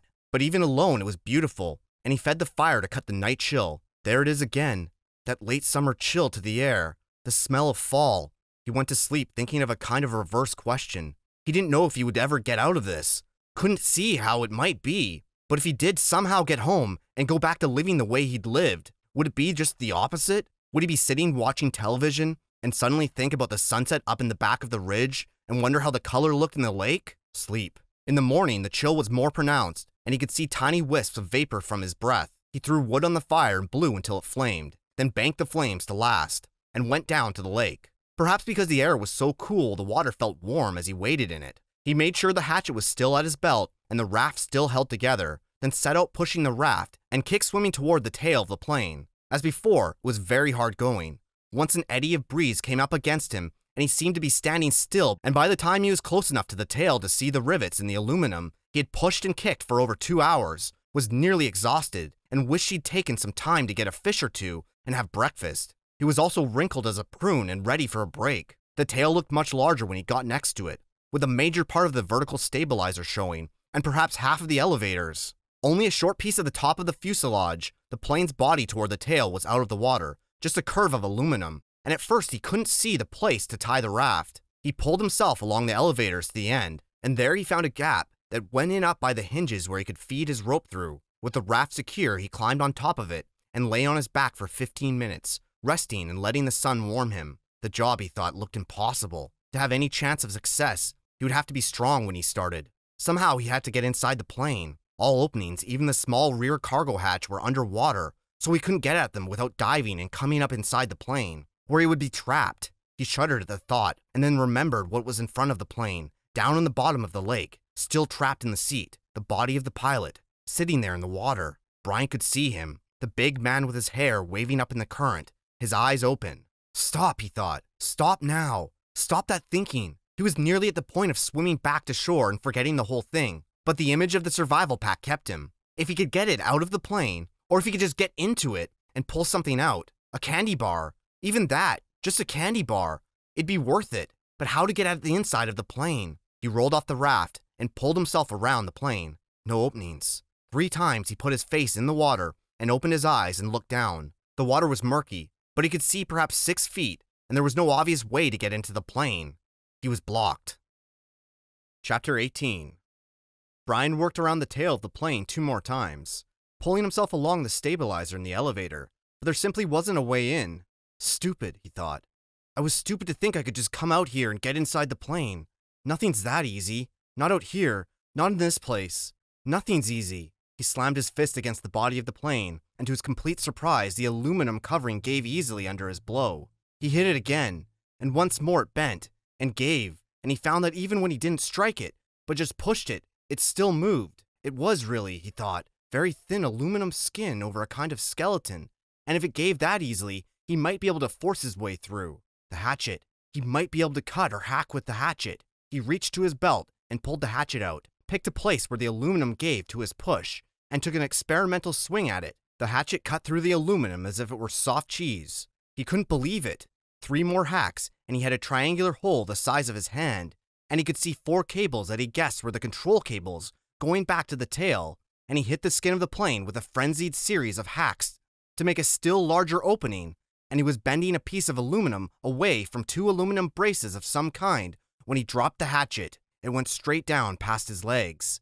He felt it bump his foot and then go down, down into the water. For a second he couldn't understand that he had done it.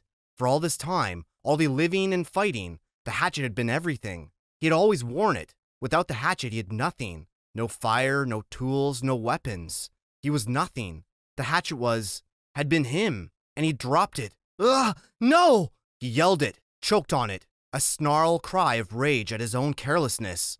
The hole in the plane was still too small to use for anything, and now he didn't have a tool.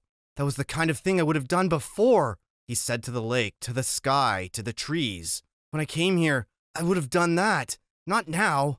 Not now. Yet he had, and he hung on the raft for a moment and felt sorry for himself, for his own stupidity. But as before, the self-pity didn't help, and he knew that he only had one course of action. He had to get the hatchet back. He had to dive and get it back. But how deep was it? In the deep end of the gym pool at school, he had no trouble getting to the bottom, and that was, he was pretty sure, about 11 feet. Here it was impossible to know the exact depth. The front end of the plane, anchored by the weight of the engine, was obviously on the bottom, but it came back up at an angle, so the water wasn't as deep as the plane was long. He pulled himself out of the water so his chest could expand, took 2 deep breaths, and swiveled and dove, pulling his arms and kicking off the raft bottom with his feet. His thrust took him down a good 8 feet, but the visibility was only 5 feet beyond that, and he couldn't see the bottom yet. He clawed down 6 or 7 feet, the pressure pushing in his ears, until he held his nose and popped them, and just as he ran out of breath and headed back up, he thought he saw the bottom, still 4 feet below his dive. He exploded out of the surface, bumping his head on the side of the elevator when he came up, and took air like a whale, pushing the stale air out until he wheezed, taking new in. He would have to get deeper yet, and still have time to search while he was down there. Stupid, he thought once more, cursing himself, just dumb. He pulled air again and again, pushing his chest out until he couldn't possibly get any more capacity, then took one more deep lungful, wheeled and dove again. This time he made an arrow out of his arms, and used his legs to push off the bottom of the raft, all he had in his legs, to spring snap and propel him down. As soon as he felt himself slowing a bit, he started raking back with his arms at his sides, like paddles, and thrusting with his legs like a frog. And this time he was so successful that he ran his face into the bottom of the mud. He shook his head to clear his eyes, and looked around. The plane disappeared out, and down in the front of him. He thought he could see the windows, and that made him think again of the pilot sitting inside, and he forced his thoughts from it.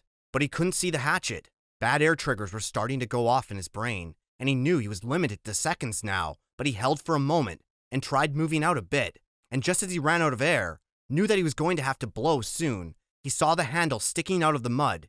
He made one grab, missed, reached again, and felt his fingers close on the rubber. He clutched it, and in one motion slammed his feet down into the mud and powered himself up. But now his lungs were ready to explode, and he had flashes of color in his brain, explosions of color, and he would have to take a pull of water, take it into his lungs, and just as he opened his mouth to take it in, to pull in all the water in the lake, his head blew out of the surface and into the light. It was as if a balloon had exploded. Old air blew out of his nose and mouth, and he pulled new in again and again. He reached for the side of the raft and hung there, just breathing, until he could think once more. The hatchet clutched and shining in his right hand. All right, the plane. Still the plane. He went back to the hole in the fuselage and began to chop and cut again, peeling the aluminum skin off in pieces. It was slow going because he was careful, very careful with the hatchet, but he hacked and pulled until he had opened a hole large enough to pull his head and shoulders in and look down into the water. It was very dark inside the fuselage, and he could see nothing, certainly no sign of the survival pack. There were some small pieces and bits of paper floating on the surface inside the plane, dirt from the floor of the plane that had floated up, but nothing substantial. Well, he thought, did you expect it to be easy? So easy that way? Just open her up and get the pack, right? He would have to open it more, much more, so he could poke down inside and see what he could find. The survival pack had been a zippered nylon bag, or perhaps canvas of some kind, and he thought it had been red, or was it gray? Well, that didn't matter. It must have been moved when the plane crashed, and it might be jammed down under something else. He started chopping again, cutting the aluminum away in small triangles, putting each one on the raft as he chopped. He could never throw anything away again, he thought, because they might be useful later.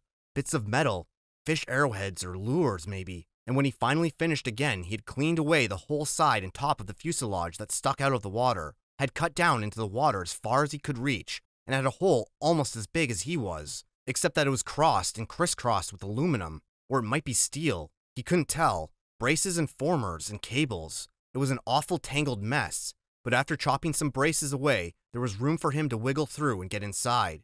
He held back for a moment, uncomfortable with the thought of getting inside the plane. What if the tail settled back to the bottom, and he got caught and couldn't get out? It was a horrible thought, but then he reconsidered. The thing had been up now for 2 days, plus a bit, and he'd been hammering and climbing on it, and it hadn't gone back down. It seemed pretty solid. He eeled in through the cables and formers, wiggling and pulling until he was inside the tail with his head clear of the surface of the water and his legs down on the angled floor. When he was ready, he took a deep breath and pushed down along the floor with his legs, feeling for some kind of fabric or cloth, anything, with his bare feet. He touched nothing but the floor plates. Up, a new breath. Then he reached down to formers underwater and pulled himself beneath the water, his legs pushing down and down almost to the backs of the front seats and finally on the left side of the plane. He thought he felt his foot hit cloth or canvas. Up for more air, deep breathing, then one more grab at the formers, and pushing as hard as he could, he jammed his feet down, and he hit it again, definitely canvas or heavy nylon. And this time, when he pushed his foot, he thought he felt something inside, something hard. It had to be the bag. Driven forward by the crash, it was jammed into the backs of the seat and caught on something. He tried to reach for it and pull, but didn't have the air left and went up for more. Lungs filled in great gulps. He shot down again, pulling on the formers until he was almost there. Then wheeling down head first, he grabbed at the cloth. It was the survival bag. He pulled and tore at it to loosen it, and just as it broke free, his heart leaped to feel it rise. He looked up, above the bag, in the light coming through the side window, the pale green light from the water. He saw the pilot's head, only it wasn't the pilot's head any longer. The fish. He'd never really thought of it, but the fish he'd been eating all this time had to eat too. They'd been at the pilot all this time, almost 2 months, nibbling and chewing, and all that remained was the not quite clean skull, and when he looked up, it wobbled loosely. Too much. Too much. His mind screamed in horror, and he slammed back, and was sick in the water, sick so that he choked on it, and tried to breathe water, and could have ended there, ended with the pilot where it almost ended when they first arrived, except that his legs jerked. It was instinctive, fear more than anything else, fear of what he'd seen, but they jerked and pushed, and he was headed up when they jerked, and he shot to the surface, still inside the birdcage of the formers and cables. His head slammed into a bracket as he cleared, and reached up to grab it, and was free, in the air, hanging up in the tail. He hung that way for several minutes, choking and heaving and gasping for air, fighting to clear the picture of the pilot from his mind. It went slowly. He knew it would never completely leave, but he looked to the shore, and there were trees and birds. The sun was getting low and golden over his shelter, and when he stopped coughing, he could hear the gentle sounds of the evening, the peace sounds, the bird sounds, the breeze in the trees. The peace finally came to him, and he settled his breathing. He was still a long way from being finished. He had a lot of work to do. The bag was floating next to him, but he had to get out of the plane and onto the raft, then back to shore. He wiggled out through the formers. It seemed harder than when he came in, and pulled the raft around. The bag fought him. It was almost as if he didn't want to leave the plane. He pulled and jerked, and still it wouldn't fit, and at last he had to change the shape of it, rearranging what was inside by pushing and pulling at the sides, until he had narrowed it and made it longer. Even when it finally came, it was difficult, and he had to pull first at one side, then another, an inch at a time, squeezing it through. All of this took some time, and when he finally got the bag out and tied on top of the raft, it was nearly dark. He was bone tired from working in the water all day, chilled deep, and he still had to push the raft to shore. Many times he thought he would not make it. With the added weight of the bag, which seemed to get heavier by the foot, coupled with the fact he was getting weaker all the time, the raft seemed barely to move. He kicked and pulled and pushed, taking the shortest way straight back to the shore, hanging to rest many times, then surging again and again. It seemed to take forever, and when at last his feet hit bottom, and he could push against the mud and slide the raft into the shore weeds to bump against the bank, he was so weak he couldn't stand, had to crawl, so tired he didn't even notice the mosquitoes that tore into him like a gray, angry cloud. He'd done it. That's all he could think now. He'd done it. He turned and sat on the bank with his legs in the water, and pulled the bag ashore and began the long drag. He couldn't lift it back down the shoreline to his shelter. 2 hours, almost 3, he dragged and stumbled in the dark, brushing the mosquitoes away, sometimes on his feet, more often on his knees, finally to drop across the bag and to sleep when he made the sand in front of the doorway.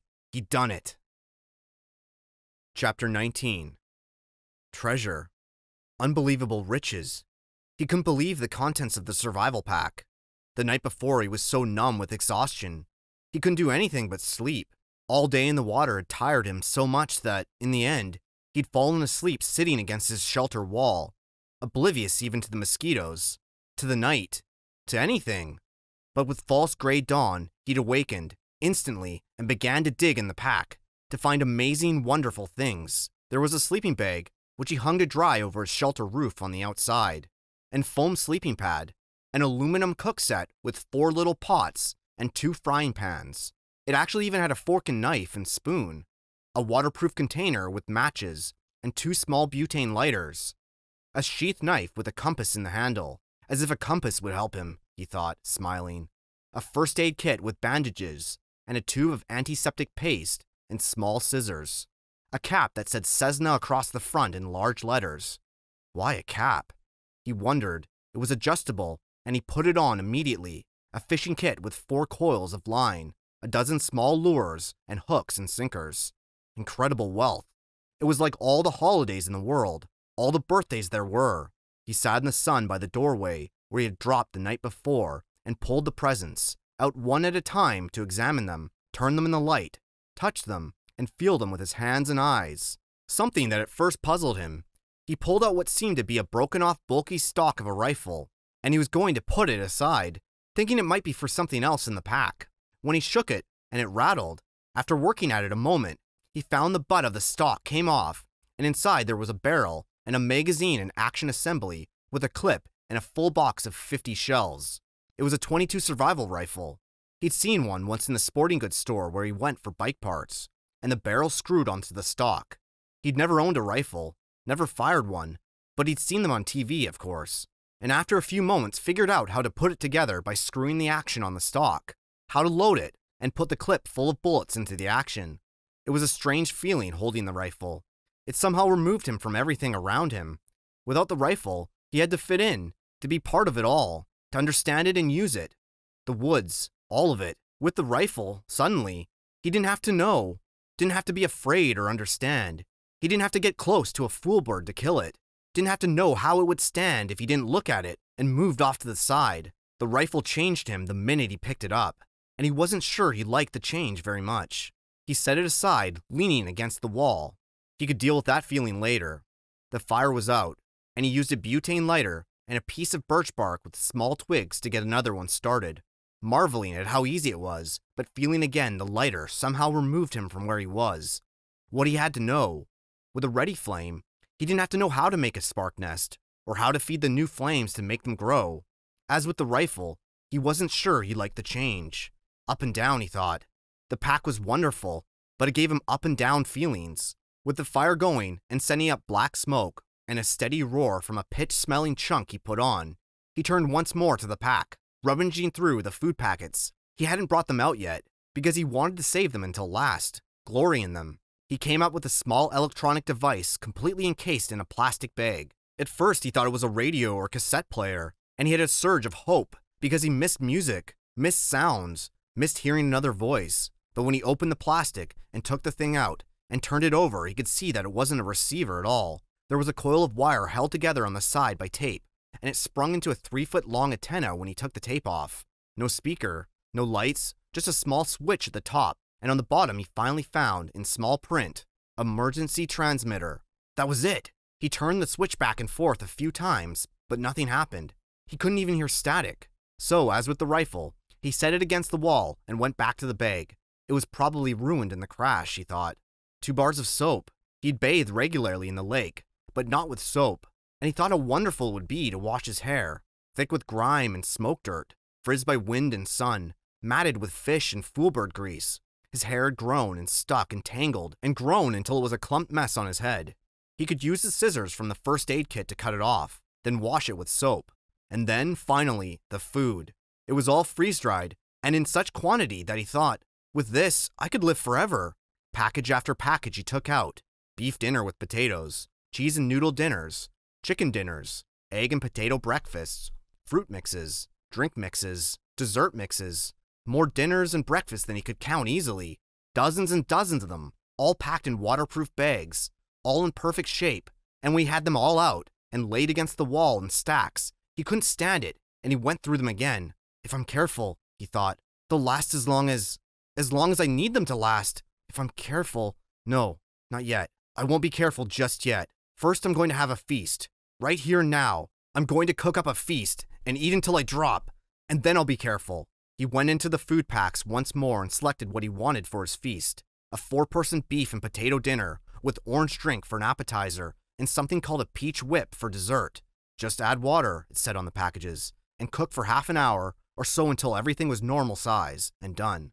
Brian went to the lake and got water in one of the aluminum pots and came back to the fire. Just that amazed him, to be able to carry water to the fire in a pot. Such a simple act, and he hadn't been able to do it for almost 2 months. He guessed at the amounts and put the beef dinner and peach dessert on to boil, then went back to the lake and brought water to mix with the orange drink. It was sweet and tangy, almost too sweet, but so good that he didn't drink it fast. Held it in his mouth and let the taste go over his tongue, tickling on the sides, sloshing it back and forth, and then down, swallow, then another. That, he thought, that is just fine, just fine. He got more lake water and mixed another one and drank it fast, then a third one, and he sat with that near the fire, but looking out across the lake, thinking how rich the smell was from the cooking beef dinner. There was garlic in it, and some other spices, and the smells came up to him and made him think of home, his mother cooking, the rich smells of the kitchen, and at that precise instant, with his mind full of home, and the smell from the food filling him, the plane appeared. He'd only a moment of warning. There was a tiny drone, but as before it didn't register. Then suddenly, roaring over his head low, and in back of the ridge a bush plane with floats exploded into his life. It passed directly over him, very low, tipped a wing sharply over the tail of the crashed plane in the lake, cut power, glided down the long part of the L of the lake, then turned and glided back, touching the water gently once, twice, and settling with a spray to taxi, and stopped with its floats gently bumping the beach in front of Brian's shelter. He hadn't moved. It all happened so fast that he hadn't moved. He sat with the pot of orange drink still in his hand, staring at the plane, not quite understanding it yet, not quite knowing yet that it was over. The pilot cut the engine, opened the door, and got out, balanced and stepped forward on the float to hop on the sand without getting his feet wet. He was wearing sunglasses, and he took them off to stare at Brian. "I heard your emergency transmitter, then I saw the plane when I came over." He trailed off, cocked his head, studying Brian. "Damn, you're him, aren't you? You're that kid. They quit looking, almost 2 months ago. You're him, aren't you? You're that kid." Brian was standing now, but still silent, still holding the drink. His tongue seemed to be stuck to the roof of his mouth, and his throat didn't work right. He looked at the pilot, and the plane, and down at himself, dirty and ragged, burned and lean and tough, and he coughed to clear his throat. "My name is Brian Robison," he said. Then he saw that his stew was done. The peach whip was almost done, and he waved to it with his hand. "Would you like something to eat?" Epilogue. The pilot who landed so suddenly in the lake was a fur buyer mapping Cree trapping camps for future buying runs, drawn by Brian when he unwittingly turned on the emergency transmitter and left it going. The Cree move into the camps for fall and winter to trap, and the buyers fly from camp to camp on a regular route. When the pilot rescued Brian, he'd be alone on the L-shaped lake for 54 days. During that time, he'd lost 17% of his body weight. He later gained back 6%, but had virtually no body fat. His body had consumed all extra weight, and he would remain lean and wiry for several years. Many of the changes would prove to be permanent. Brian had gained immensely in his ability to observe what was happening and react to it. That would last him all his life. He had become more thoughtful as well, and from that time on, he would think slowly about something before speaking. Food, all food, even food he didn't like, never lost its wonder for him. For years after his rescue, he would find himself stopping in grocery stores just to stare at the aisles of food, marveling at the quantity and the variety. There were many questions in his mind about what he'd seen and known, and he worked at research when he got back, identifying the game and berries. Gut cherries were termed choke cherries and made good jelly. The nut bushes where the foolbirds hid were hazelnut bushes. The two kinds of rabbits were snowshoes and cottontails. The foolbirds were ruffled grouse, also called fool hens by trappers for their stupidity. The small food fish were bluegills, sunfish, and perch. The turtle eggs were laid by a snapping turtle, as he had thought. The wolves were timber wolves, which aren't known to attack or bother people. The moose was a moose. There were also the dreams. He had many dreams about the lake after he was rescued. The Canadian government sent a team to recover the body of the pilot, and they took reporters, who naturally took pictures and film of the whole campsite, the shelter, all of it. For a brief time, the press made much of Brian, and he was interviewed for several networks. The fur died within a few months. A writer showed up who wanted to do a book on the complete adventure, as he called it. But he turned out to be a dreamer, and it all came to nothing but talk. Still, Brian was given copies of the pictures and tape, and looking at them seemed to trigger the dreams.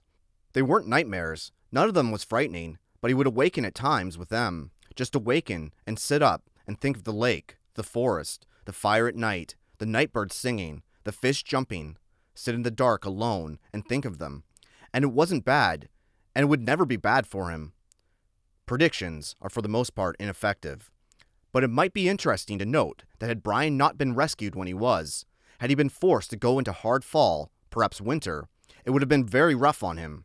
When the lake froze, he would have lost the fish, and when the snow got deep, he would have trouble moving at all. Game becomes seemingly plentiful in the fall. It's easier to see with the leaves off the brush, but in winter it gets scarce, and sometimes simply non-existent, as predators like fox, lynx, wolf, owls, weasels, fisher, marten, and northern coyotes sweep through areas and wipe things out. It's amazing what a single owl can do to a local population of ruffled grouse and rabbits in just a few months. After the initial surprise and happiness from his parents at him being alive, for a week it looked as if they might actually get back together. But things rapidly went back to normal.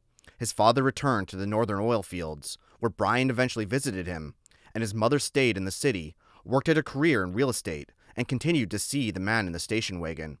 Brian tried several times to tell his father, came really close once to doing it, but in the end never said a word about the man, or what he knew, the secret.